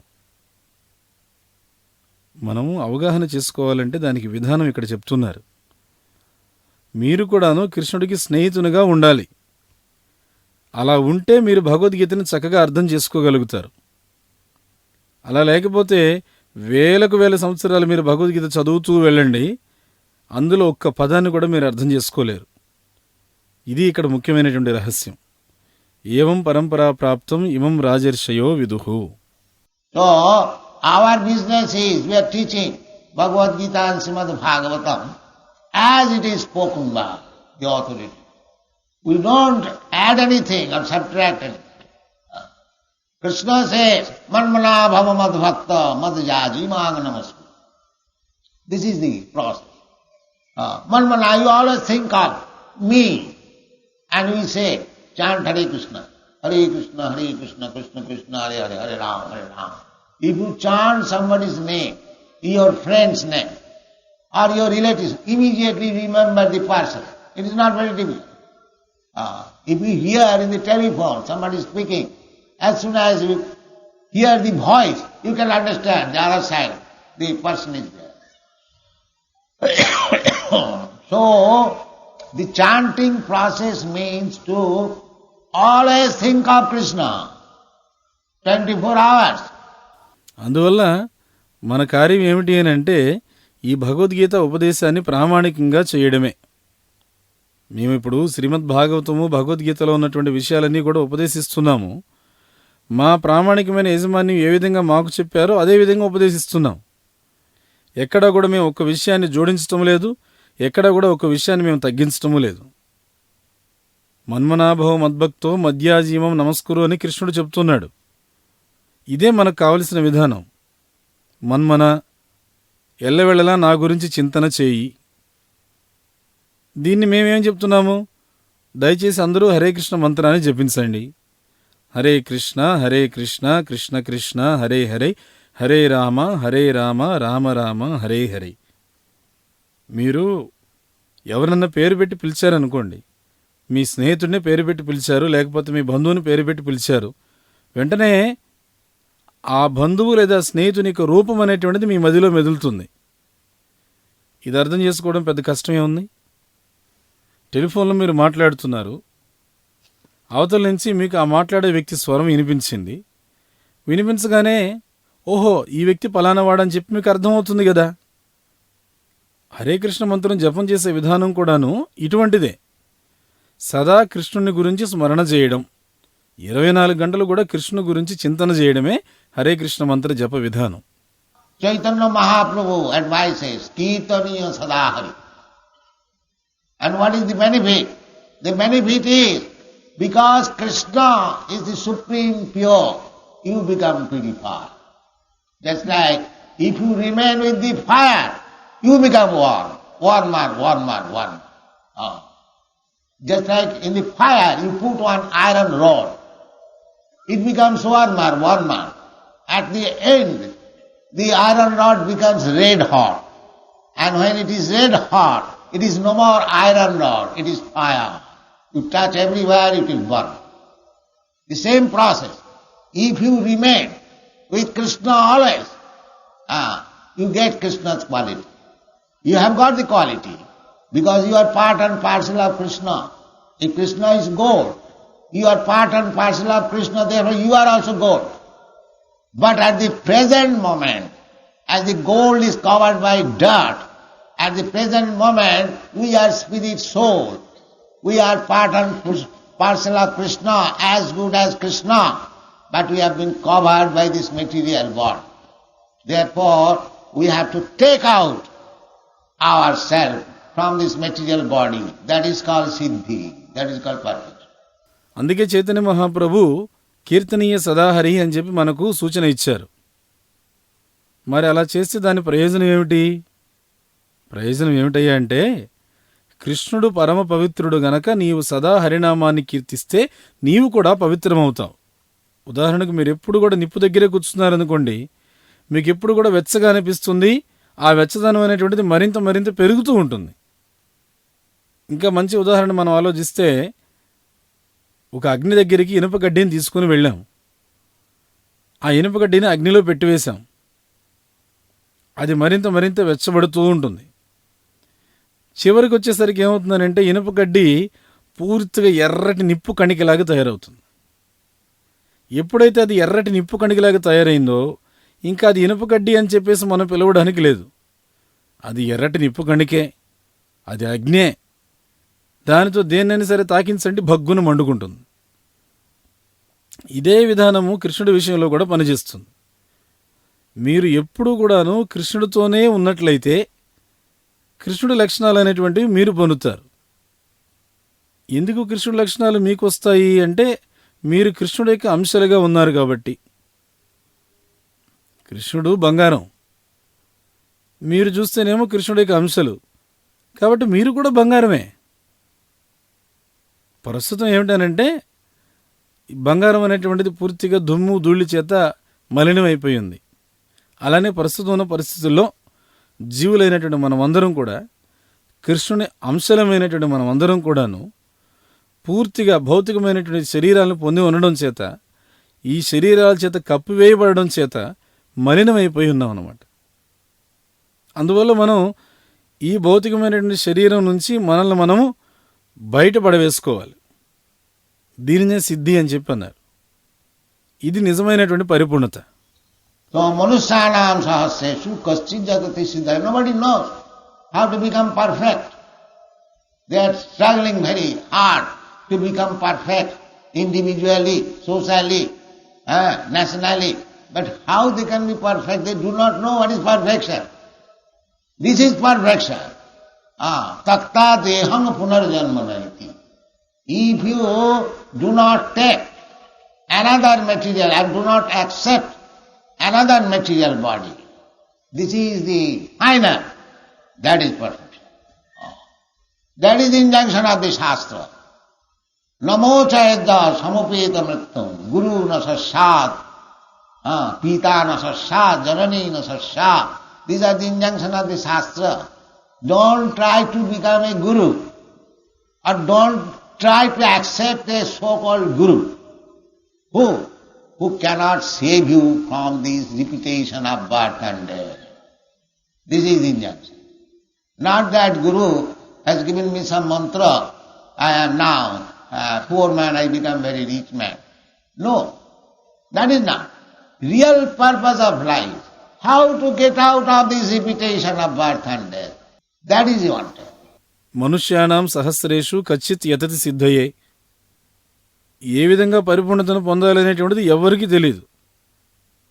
కానీ ప్రతి ఒక్కడు కూడాను వ్యక్తిగతంగానో సాంఘికంగానో జాతీయంగానో పరిపూర్ణతను పొందాలని చెప్పి తీవ్రంగా కష్టపడుతూ ఉన్నాడు. కానీ ఏ విధంగా పరిపూర్ణతను పొందగలరు? అసలు పరిపూర్ణత అంటే ఏమిటో వాళ్ళకి తెలియదు. ఇక్కడ చెప్తున్నారు పరిపూర్ణత అంటే ఏమిటో. త్యక్త్వా దేహం పునర్జన్మ నైతి. మరొక భౌతికమైనటువంటి జన్మ అనేటువంటిది ఈ భౌతిక జగత్తులో లేకుండా ఉండడమే నిజమైన పరిపూర్ణత. అది అసలైనటువంటి పరిపూర్ణత. శాస్త్రం మనకిచ్చేటువంటి సందేశం ఇదే. నమోచయేద్ యః సముపేత మూర్త్యం గురుర్న సస్యాత్ పితా న సస్యాజ్ జననీ న సస్యాత్. శాస్త్రం మనకిచ్చే సందేశం ఏమిటనంటే జన్మ మృత్యు జరావ్యాధి నుంచి బయట పడవేలేనటువంటి గురువుగా నువ్వు తయారు కావద్దు. జన్మ మృత్యు జరావ్యాధి నుంచి బయట పడవేయలేనటువంటి నామమాత్రపు గురువును నువ్వు దయచేసి ఆశ్రయించవద్దు అని చెప్తుంది. ఇది శాస్త్రం ఇచ్చేటువంటి సందేశం. అంటే జన్మ మృత్యు అనేటువంటి సంసార చక్రం నుంచి నిన్ను రక్షింపలేనటువంటి వాడిని గురువుగా స్వీకరించవద్దు. చూడండి శాస్త్ర సందేశం ఏ విధంగా ఉందో. అంతేకాని బయట మనం వింటూ ఉంటాం కదా, గురువుగారు నాకు ఈ పలానా మంత్రం ఇచ్చారు, ప్రస్తుతం నేను పేదవాడిగా ఉన్నాను, ఈ మంత్రం జపం చేస్తే నేను ధనికుడిని అయిపోతాను. ఇది కాదు, ఇది అసలైనటువంటి పద్ధతి కాదు, అసలైన ప్రయోజనం కూడా కాదు. జీవితం యొక్క నిజమైన ప్రయోజనం ఏమిటి? ఏ విధంగా జన్మ మృత్యు అనేటువంటి సంసార చక్రం నుంచి బయటపడాలి, అది మనకు కావాల్సింది. So that is very simple method. If you become Krishna conscious, if you develop Krishna consciousness, you understand. By Krishna consciousness means you understand what is Krishna. Otherwise, if we superficially try to understand Krishna, we will understand Krishna is an ordinary human being. That is stated in the Srimad Bhagavatam. Sukadeva Goswami is remarking, when Krishna is playing with the cowherd's voice, he is describing Ittham Brahma Sukhanus, Ittham Satanga Brahma Sukhanubhutya, Dasam Vatanang Pardaivatena, Maya Sitanang Naradaivatena, Naradarakena, Sadhang Vijarhu Kritapunna Punya. These boys who are playing with Krishna, they are ordinary cowherd boys. Krita Purna Punya. Krita Purna Punya means they acquire volumes of the result of pious activities. Now they have been allowed to play with Krishna. And who is this Krishna? Ittham Satanga Brahma Sukhanubhutya. This boy, Krishna, he is the target of the Brahma Sukhanubhutya. He is the worshipable Lord of the devotees. Dasangatanang paradaivatena. And Maya Sitanang Naradarakena. Those who are Maya Sita, within the clutches of Maya, they are thinking he is an ordinary boy. But he is not an ordinary boy. మరి అది పొందాలి అని అంటే చాలా సరళమైనటువంటి విధానం ఉంది ఇక్కడ. నువ్వు కృష్ణ చైతన్యాన్ని తీసుకొని నీలో ఆ కృష్ణ చైతన్యాన్ని అభివృద్ధి చేసుకొని నీవు కృష్ణుని అర్థం చేసుకోగలిగితే చాలు. అసలు కృష్ణ చైతన్యం తీసుకోవడం అంటేనే కృష్ణుని అర్థం చేసుకోవడం అని చెప్పి అర్థం. అలా లేకపోతే ఊరికినే మనం కృత్రిమంగా కృష్ణ అర్థం చేసుకోవడానికి ప్రయత్నించామనుకోండి, మీకు ఏమర్థమవుతుంది అని అంటే కృష్ణుడు ఒక సామాన్య మానవుడు అని అర్థమవుతుంది. ఈ విషయం కూడా శ్రీమద్ భాగవతంలో ఉంది. సుఖదేవ గోస్వామి ప్రత్యేకంగా దీన్ని చెప్పారు. కృష్ణుడు గోపబాలురందరితో కూడాను ఆటలాడుకుంటూ ఉన్నప్పుడు ఆ సన్నివేశాన్ని వర్ణిస్తూ సుఖదేవ గోస్వామి చెప్పారు, ఇత్తం బ్రహ్మసుఖానుభూత్య ఇత్తం సతాం బ్రహ్మసుఖానుభూత్య దాస్యం గతానాం పరదైవతేన మాయాశ్రితానాం నరదారకేణ సకాం వజహ్రు కృత పుణ్యపుంజ. ఈ గోపబాలురందరూ కూడా కృష్ణుడితో ఆడుకుంటూ ఉన్నారు. వాళ్ళందరూ కూడా సాధారణమైనటువంటి గోపబాలురే కదా, మరి వాళ్ళేం చేశారని? కృతపుణ్యపుంజ. కృతపుణ్యపుంజ అని అంటే ఆ గోపబాలురందరూ కూడాను అనంతమైనటువంటి పుణ్యాన్ని వాళ్ళ పూర్వజన్మల్లో మూటగట్టుకున్నారు. అందుకనే వారికి కృష్ణుడితో ఆటలాడేటువంటి అంత గొప్ప భాగ్యం దక్కింది. మరి ఈ కృష్ణుడంటే ఎవరు? ఇత్తం సతం బ్రహ్మసుఖానుభూత్య. ఈ కృష్ణుడు ఉన్నాడే, ఈ పసిబాలుడైనటువంటి కృష్ణుడు ఉన్నాడే, ఈయన బ్రహ్మసుఖానికి లక్ష్యం వంటివాడు. బ్రహ్మసుఖానుభూత్య. మరి భక్తులకు చూస్తేనేమో గొప్ప ఆరాధ్య దైవమైనటువంటి వాడు. దాస్యంగతానం పరదైవతేన. మరి ఇంకొక విషయం ఉంది, మాయాశ్రితానం నరదారకేణ. ఎవరైతే మాయాశ్రిత, మాయను ఆశ్రయించి మాయకు వశమై ఉంటారో అలాంటి వారి దృష్టిలో ఈ కృష్ణుడు ఎవరయ్యా అంటే ఒక సాధారణమైనటువంటి బాలుడు. కానీ యథార్థంగా కృష్ణుడు సాధారణమైనటువంటి బాలుడు కాదు కదా. So, by Krishna consciousness, by constantly thinking of Krishna, as Krishna advises, manmana bhava mad bhakta mad jaji maganamas. If you dovetail your whole life to these principles, thinking of Krishna, manmana, to become devotee of Krishna, mad bhakta, mad jaji, to worship Krishna, and to simply, if you cannot do anything, either 4 or 1 if you can do, if you simply come and offer your obeisances to Krishna, you are getting the benefit. Krishna says, manmana bhava mad bhakta mad jaji manga namaskuru. Navada bhakti savanam kirtanam vishnu sravanam pada sevanam. In this way, if you remain attached with Krishna, that is the perfection. కాబట్టి కృష్ణ చైతన్యం వల్ల, స్థిరంగా కృష్ణ స్మరణ చేస్తూ ఉండడం వల్ల మనం ప్రయోజనం పొందే అవకాశం ఉంది. అదే కృష్ణుడు మనకు సూచిస్తూ ఉన్నాడు, మన్మనాభవ మద్భక్తో మద్యాజీమాం నమస్కురు. మీరు మీ జీవితం మొత్తాన్ని కూడాను ఈ సూత్రాలను పెంపొందించుకునేటువంటి విషయంలో కనుక మలుచుకున్నట్లయితే, ఏం సూత్రాలవి? సదా కృష్ణుని స్మరణ చేయడం, మన్మన, ఎప్పుడూ కృష్ణుడు భక్తునిగా ఉండడం, మద్భక్త, ఎప్పుడూ కృష్ణుని ఆరాధించడం, మద్యాజి. ఇవి చాలా సరళమైనటువంటి విషయాలు. ఇవి ఆచరించే విధంగా మన జీవితాన్ని మలుచుకోవాలి. ఒకవేళ ఇవన్నీ చేయలేకపోయామనుకోండి, కనీసం ఈ 4 ఒకటన్నా 2 మనం చేయడానికి ప్రయత్నించాలి. ఇంకా కనీసం అనంటే కృష్ణుడికి చక్కగా రోజు నమస్కారం చేస్తూ ఉండాలి. దానివల్ల నువ్వు ఎంతో ప్రయోజనాన్ని పొందుతావు. కృష్ణుడు అంటున్నాడు, మన్మనాభవ మద్భక్తో మద్యాజీమాం నమస్కురు. మనకి 9 భక్తులున్నాయి: శ్రవణం, కీర్తనం, విష్ణు స్మరణం, పాదసేవనం. ఈ విధంగా మీరు కృష్ణుడితో గనక అనుసంధానమై ఉంటే అదే మీ జీవితానికి పరిపూర్ణతని గుర్తుపెట్టుకోండి. ఏదో ఒక విధంగా మీరు కృష్ణుడితో అనుసంధానమై ఉండాలి. ఇదే మన విధానం. మన్మనాభవ మద్భక్త, శ్రవణం, కీర్తనం, విష్ణు. ఇక్కడ విష్ణు అన్నా కృష్ణుడన్నా ఒకటే, కానీ మనం శ్రవణం అనేటువంటిది చేయాలి. కానీ ప్రజలకి ఈ విజ్ఞానం గురించి ఏమీ తెలియదు. పోనీ ఈ విజ్ఞానం నేర్పించేటువంటి పాఠశాలలు కానీ, కళాశాలలు కానీ, విశ్వవిద్యాలయాలు కానీ ఉన్నాయంటే అది లేదు. ఇంత గొప్ప విజ్ఞానం మనకు అందుబాటులో ఉన్నా కానీ ఇది నిర్లక్ష్యం చేయబడింది. అసలు ఇంత గొప్ప విజ్ఞానం అనేటువంటిది భారతీయ సంస్కృతి. అందుకే సంస్కృతుల్లో భారతదేశ సంస్కృతి అత్యంత శ్రేష్టమైనది. కానీ దురదృష్టవశాత్తు మనం వీటన్నిటినీ కూడాను పూర్తిగా కొరవడి ఉన్నాం. అది మన పరిస్థితి. అందుకనే కృష్ణ చైతన్య ఉద్యమం తరపున మేము స్వల్ప ప్రయత్నం అనేటువంటిది చేస్తున్నాం. దేని గురించి అనంటే ఏ విధంగా ప్రజల్ని ఆనందంగా ఉంచాలి. మా ఏకైక ధ్యేయం ఏమిటి అనంటే ఏ విధంగా ప్రజల్ని ఆనందపరచాలి. ఇదొక్కటే మా లక్ష్యం. అంతకుమించి మాకు ఇతరత్ర ఏ కోరికలు లేవు. మేమెప్పుడు కూడా అనలేదు, ఇదిగో కృష్ణ చైతన్యాన్ని ఇస్తున్నాము, ఇది తీసుకొని మీరు మాకు కొంత డబ్బును ముట్ట చెప్పండి అని. అలా ఎప్పుడూ అనలేదు. ఎందుకంటే అది మా ముఖ్యమైనటువంటి కార్యం కాదు. ఇక్కడ మేమేం వ్యాపారస్తులం కాదు. మేము ఉచితంగా ఈ కృష్ణ చైతన్యాన్ని అందరికీ కూడాను పంచిపెడుతున్నాం. మేము కృష్ణుడి యొక్క సేవకులుగా ఇక్కడ సేవ చేస్తూ ఉన్నాం. కాబట్టి కృష్ణుడు మాకు సర్వాన్ని కూడాను సమకూరుస్తాడు. నిజంగా కృష్ణుడు మాకు సర్వాన్ని ఇస్తాడు. ఎందుకంటే కృష్ణుడు అంటున్నాడు, యోగక్షేమం వహామ్యహం తేషాం నిత్యాభియుక్తానాం.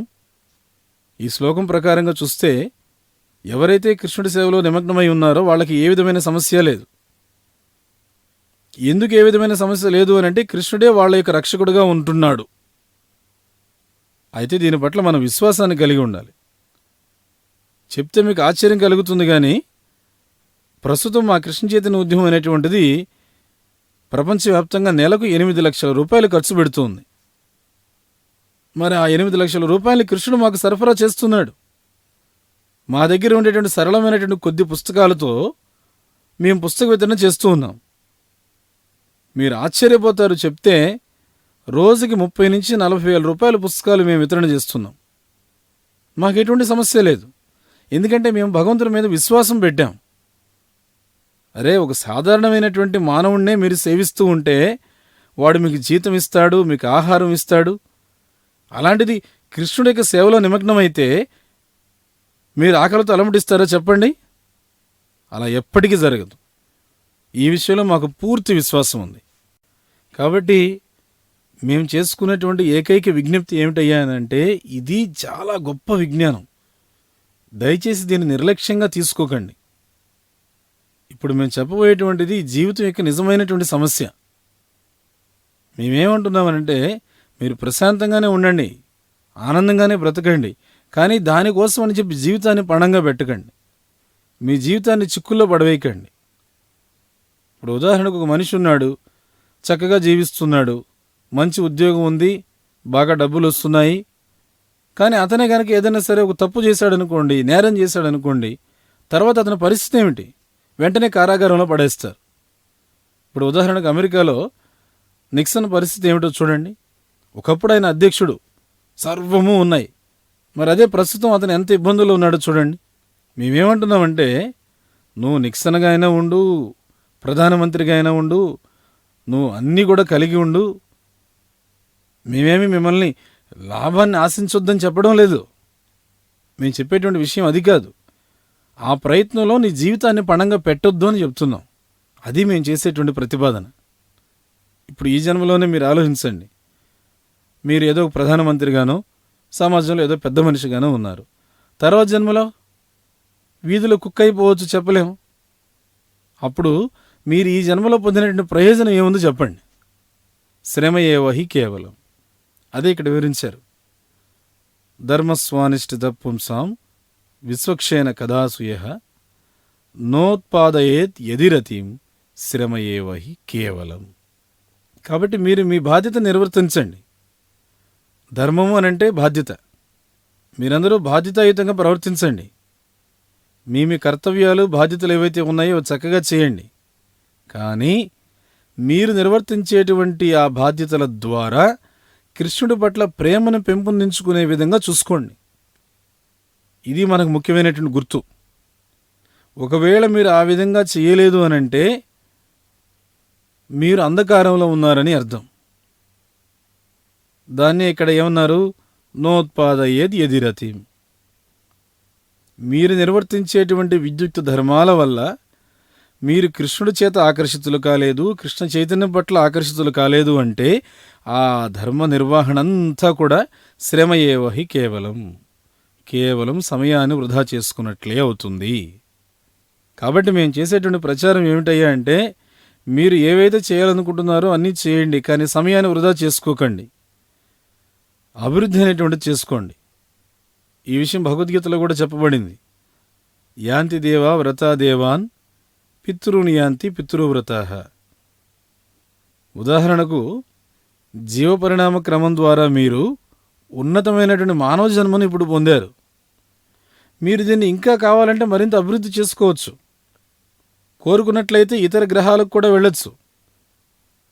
ఈ సృష్టిలో ఇక్కడ కన్నా కూడా 1000 రెట్లు ఉన్నతమైన జీవన ప్రమాణాలు కలిగినటువంటి ఎన్నెన్నో గ్రహాలు, లోకాలు ఉన్నాయి. కానీ ఇప్పుడు టక్కన అక్కడికి వెళ్ళలేం. మనం బద్ధస్థితిలో ఉన్నాం కదా. మనం మన కంటితో ప్రస్తుతానికి సూర్యగ్రహాన్నో చంద్రగ్రహాన్నో చూడగలుగుతున్నప్పటికీ కూడాను మనం టక్కన అక్కడికి వెళ్ళలేం. వీళ్ళేదో ప్రయత్నిస్తున్నారు చంద్రమండలానికి వెళ్ళాలని చెప్పి, ఆ ప్రయత్నం అంతా కూడా విఫలమైపోయింది. ఎందుకంటే ఆ విధంగా చంద్రమండలానికి వెళ్ళలేం మనం. దానికంటూ ఒక పద్ధతి ఉంది. యాంతి దేవా వ్రతాన్ దేవాన్. అక్కడికి వెళ్ళాలంటే దానికి ఒక దేవవ్రతం అనేది ఉంది. ఆ మండలానికి లేదా ఆ గ్రహానికి సంబంధించినటువంటి దేవుణ్ణి నువ్వు పూజించాలి. అదేవిధంగా నువ్వు కృష్ణుని గనక ఆరాధించినట్లయితే గోలోక బృందావనానికి నువ్వు వెళ్ళొచ్చు. మధ్యాజినో పి యాంతిమాం. మీరు ఏదో ఒక విధంగా తర్వాత జన్మను సంసిద్ధం చేసుకోవాల్సిందే. మరి అటువంటిది కృష్ణుడి దగ్గరికి తిరిగి వెళ్ళడానికి మీ జన్మను ఎందుకు సంసిద్ధం చేసుకోకూడదు? యద్గత్వాన్ అనివర్తంతే.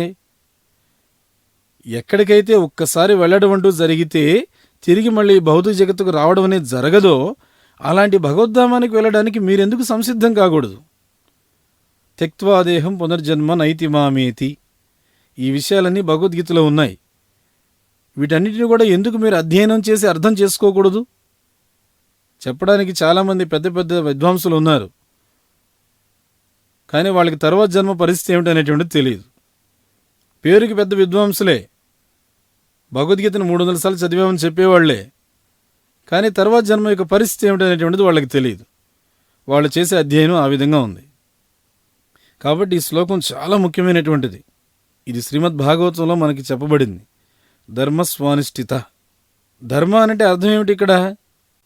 అధికంగా మీ సమయాన్ని తీసుకోవడానికి నాకు ఇష్టం లేదు, క్లుప్తంగా చెప్పుకుందాం. ధర్మానంటే అర్థం ఏమిటనంటే విద్యుక్త ధర్మము. ధర్మానంటే అదేదో ఉన్మాదం కాదు. ధర్మ అనంటే అర్థం ఏమిటి అనంటే నిజంగా విద్యుక్త ధర్మము.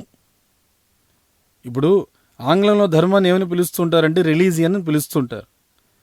దానికి అర్థం ఏమిటయ్యానంటే ఒక రకమైన విశ్వాసము అంటున్నారు. కానీ విశ్వాసం అనేటువంటిది అది తప్పు అయిండొచ్చు, ఒప్పు అయిండొచ్చు, మనం చెప్పలేం. కాబట్టి విశ్వాసం అనేటువంటి అర్థాన్ని ధర్మానికి ఉపయోగించడానికి లేదు. ధర్మము అనంటే ఏమిటంటే ఒక వ్యక్తి యొక్క సహజ సిద్ధమైనటువంటి విద్యుక్త ధర్మం, దాన్ని ధర్మం అని చెప్పి అంటాం. ఇంతకు ముందు రోజు నేను మీకు ఒకసారి వివరించాను. ఉదాహరణకు మిరపకాయ ఉంది అని అంటే అది ఎప్పుడూ కారంగానే ఉంటుంది, పంచదార ఎప్పుడూ తీయగానే ఉంటుంది. ఇది మీరు అర్థం చేసుకోవాల్సిన విషయం. నీరు అనంటే ఎప్పుడూ ద్రవంగానే ఉంటుంది, రాయి అనంటే ఎప్పుడూ ఘనంగానే ఉంటుంది. ఇది వాటి వాటి యొక్క ధర్మాలు. మీరు అనడానికి లేదు ద్రవపు రాయి, ఆ విధంగా మనం చెప్పలేమే. ఎందుకంటే ద్రవం యొక్క స్థితి ఆ విధంగా ఉండదు. అదేవిధంగా ఎప్పుడైతే మీరు రాయి అన్నారో అది ఖచ్చితంగా ఘన పదార్థమై ఉండాలి. ఎప్పుడైతే మీరు నీరు అన్నారో అది ఖచ్చితంగా ద్రవ పదార్థమై ఉండాలి. ఎందుకని? ద్రవత్వము, నీరు, ఈ రెండింటిని మీరు పరిశీలించండి. ద్రవత్వము అనేది నీరు యొక్క ధర్మం, ఘనత్వము అనేటువంటిది రాయి యొక్క ధర్మం. అదేవిధంగా మనకంటూ ఒక ధర్మం ఉంది. కానీ ప్రస్తుతానికి మన ధర్మం ఏమిటనేటువంటిది మనం మర్చిపోయాం. మన ధర్మం ఏమిటి? అదే ఇక్కడ చెప్తున్నారు, ధర్మస్వానిష్ఠిత పుంస. మన ధర్మం ఏమిటంటే ఏ విధంగా మనలో ఉండేటువంటి కృష్ణ చైతన్యాన్ని జాగృతం చేసుకోవాలి, అదే మన నిజమైన ధర్మం. సవై పుంసాం పరోధర్మం యతో భక్తిర్ అధోక్షజే. శ్రీమద్ భాగవతం మనకిస్తున్నటువంటి వివరణ ఇది. అంచేత మీరెప్పుడు గుర్తుపెట్టుకోండి, కొత్తగా సృష్టించబడే ధర్మం అంటూ ఏది ఉండదు. భాగవతం అందుకేం చెప్తుందంటే ధర్మ ప్రోగ్జిత కైతవ అత్ర. కైటవ ధర్మము లేదా మోసపూరితమైన ధర్మం అనేటువంటిది పూర్తిగా తొలగించబడింది. నిజమైన ధర్మం ఏమిటి అని అంటే భగవంతుడితో మనకు ఉండేటువంటి సంబంధాన్ని తెలుసుకోవడం. భగవంతుడితో మనకు ఉండేటువంటి సంబంధం ఏమిటయ్యా అంటే భగవంతుడేమో ప్రభువు, విభువు, మనమేమో అణువు. నిత్యో నిత్యానాం చేతనశ్చేతనానాం ఏకో బహూనాం యో విదధాతి కామాన్. ఇది కఠోపనిషత్తులో ఉన్నటువంటి వాక్యం. ఇది భగవంతుడితో మనకు ఉన్నటువంటి సంబంధం. భగవంతుడు కూడా మనలాగా ఒక వ్యక్తే, మనం కూడా వ్యక్తులమే. నిత్యానాం చేతనానాం, మనమందరం కూడాను జీవులం. భగవంతుడు కూడా ఒక జీవి, ఒక వ్యక్తి. మరి వ్యత్యాసం ఏమిటి? వ్యత్యాసం ఏమిటయ్యా అంటే భగవంతుడు మనందరినీ కూడా పోషిస్తున్నాడు, మనందరము ఆ భగవంతుని చేత పోషింపబడుతూ ఉన్నాం. ఇదే ముఖ్యమైన వ్యత్యాసం. మనమందరం కూడా వ్యక్తులమే. కుటుంబంలో ఒక తండ్రి ఉన్నాడు అనుకోండి, తండ్రి ఒక వ్యక్తే. ఆ ఇంట్లో ఉండేటువంటి బిడ్డలు, కుటుంబ సభ్యులు వాళ్ళు కూడా వ్యక్తులే. మరి వ్యత్యాసం ఏమిటి?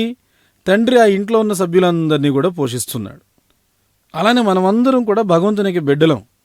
మనమంతా కృష్ణుడి బిడ్డలం. కృష్ణుడు మనందరినీ కూడా పోషిస్తూ ఉన్నాడు. మరి ఆయన పోషిస్తున్నాడు, మనం చేయాల్సిన ధర్మం ఏమిటి? ఆయన పట్ల విధేయులమై ఉండాలి. అదే మనం చేయవలసిన ధర్మం. అదే మన సహజమైన ధర్మం. అంతేగాని ఏదో మనం రకరకాలైనటువంటి కొత్త ధర్మాలన్నీ తయారు చేయడం కాదు. నిజమైన ధర్మం ఏమిటంటే భగవంతుడితో మనకు ఉన్నటువంటి సంబంధాన్ని అర్థం చేసుకొని తత్ప్రకారంగా మనం అనువర్తించడమే నిజమైన ధర్మం. అలా చేస్తే మన జన్మ సంపూర్ణమైనట్లే, పరిపూర్ణతను పొందినట్లే. అందుకే భగవద్గీతలో కృష్ణుడు చెప్తూ ఉన్నాడు, జన్మ కర్మ చమే దివ్యం యో జానాతి తత్వతః. మీరు కృష్ణుని అర్థం చేసుకోవాలని ప్రయత్నం అంటూ చేస్తే తత్వతః యథార్థంగా సత్యప్రమాణంగా అర్థం చేసుకోవాలి. అది నిజమైనటువంటి గుర్తు. మీరు కృష్ణుని యథార్థంగా సత్యప్రమాణంగా అర్థం చేసుకోకుండా ఏదో తాత్కాలికంగానో కృత్రిమంగానో అర్థం చేసుకున్నారనుకోండి, అది పరిపూర్ణత కాదు, అది పరిపూర్ణమైనటువంటి జ్ఞానము కాదు. పరంపర అనేది మనకు ముఖ్యం. అప్పుడే మీ జన్మ పరిపూర్ణమవుతుంది. త్యక్త్వా దేహం పునర్జన్మ. మీ జీవితానికి పరిపూర్ణత ఏమిటి? ప్రస్తుతం ఉన్నటువంటి ఈ దేహాన్ని త్యజించిన తర్వాత మళ్ళా తిరిగి ఏ విధమైన భౌతిక దేహాన్ని కూడా స్వీకరించకుండా భగవద్ధామాన్ని చేరుకున్నట్లయితే, ఆధ్యాత్మిక స్వరూపాన్ని పొందినట్లయితే అది నిజమైన పరిపూర్ణత. మీ అందరికీ కూడా మీ ఆధ్యాత్మిక దేహాలు అనేటువంటివి ఉన్నాయి. అది కూడాను ప్రస్తుతం ఉన్న మీ శరీరం లోపలే ఉంది. ఉదాహరణకు ఈ పెద్ద మనిషిని చూడండి. ఆయన కోటు ధరించాడు, దాని లోపల చొక్కా ధరించాడు, దాని లోపల అతని నిజమైన శరీరం ఉంది. అదేవిధంగా మనకు కూడాను స్థూలమైన శరీరం ఉంది, దాని లోపల సూక్ష్మమైన శరీరం ఉంది, దాని లోపల జీవుడు అనేవాడు ఉన్నాడు. ఆ జీవుడికి ఆధ్యాత్మిక దేహం అనేది ఉంది.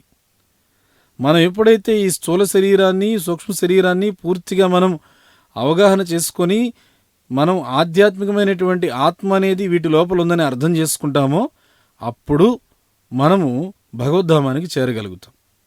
అంటే ఎప్పుడైతే మనం ఈ స్థూల సూక్ష్మ దేహాల నుంచి బయటపడి నేను ఆత్మనని అర్థం చేసుకుంటామో అప్పుడు మనం భగవద్ధామానికి చేరుతాం. త్యక్త్వా దేహం పునర్జన్మ నైతి మామేతి కౌంతేయ యద్గత్వా ననివర్తంతే తద్ధామం పరమం మమ. ఈ విషయాలన్నీ కూడాను ఉన్నాయి. అందువల్ల మీ అందరికీ కూడా మేము చేసుకునే విజ్ఞప్తి ఏమిటి అంటే దయచేసి భగవద్గీతని చదవండి. భగవద్గీత యథాతథాన్ని చదివి అర్థం చేసుకోవడానికి ప్రయత్నించండి. మూర్ఖత్వంగా మీ ఇష్టం వచ్చినట్లు సొంత వ్యాఖ్యానాలు రాయడానికి ప్రయత్నించకండి. ప్రతి ఒక్క విషయం కూడా భగవద్గీత యథాతథంలో స్పష్టంగా ఉంది. మీరు కొత్తగా ఏ విషయాన్ని కూడా పరికల్పన చేయవలసిన అవసరం లేదు. మూర్ఖులు ఏం చేస్తుంటారంటే ఊరికినే ఏదో ఒక విషయాన్ని అనవసరంగా పరికల్పనలు చేస్తూ ఉంటారు. ఇక్కడ భగవద్గీత యథాతథంలో అన్ని విషయాలు స్పష్టంగా ఉన్నాయి. మరి ఇంకా ఈ విషయాలు అర్థం చేసుకోవడంలో ఏం కష్టం ఉంది చెప్పండి. ఉదాహరణకు కృష్ణుడు అంటున్నాడు, మన్మనాభవ మద్భక్తో మధ్యాజీమాం నమస్కురు అని చెప్పి అంటున్నాడు. ఈ విషయాన్ని అర్థం చేసుకోవడంలో ఏం కష్టం ఉందో చెప్పండి. అతను ఎవరో పెద్ద విద్వాంసుడంట. అతను అంటున్నాడు ఈ శ్లోకం గురించి మాట్లాడుతూ, నిజమే, ఇక్కడ కృష్ణుడు చెప్తున్నటువంటిది కృష్ణుడికి కాదు. మనం ఇక్కడ నమస్కరించవలసినది కృష్ణుడు అనేటువంటి వ్యక్తికి కాదు. అక్కడ కృష్ణుడు ఏమంటున్నాడు, నీవు నా భక్తుడివి కమ్ము అంటున్నాడు. ఈ విద్వాంసుడు ఏమంటున్నాడు, మనం భక్తుడు కావాల్సింది కృష్ణుడికి కాదు అంటున్నాడు. దీన్నే పరికల్పన అని చెప్పంటారు. ఇలాంటివన్నీ జరుగుతున్నాయి సమాజంలో. ఊరికినే జనాలు తప్పుదోవ పట్టిస్తున్నారు. అందువల్ల దయచేసి మీరు భగవద్గీత యథాతథాన్ని తీసుకొని దాన్ని చదివి అర్థం చేసుకోవడానికి ప్రయత్నించండి. ధన్యవాదాలు. The following is a class on the Srimad Bhagavatam, First Canto, Second Chapter, Text number 6, given by His Divine Grace, A.C.Bhaktivedanta Swami Prabhupada, recorded on November 12, 1973, in New Delhi, India.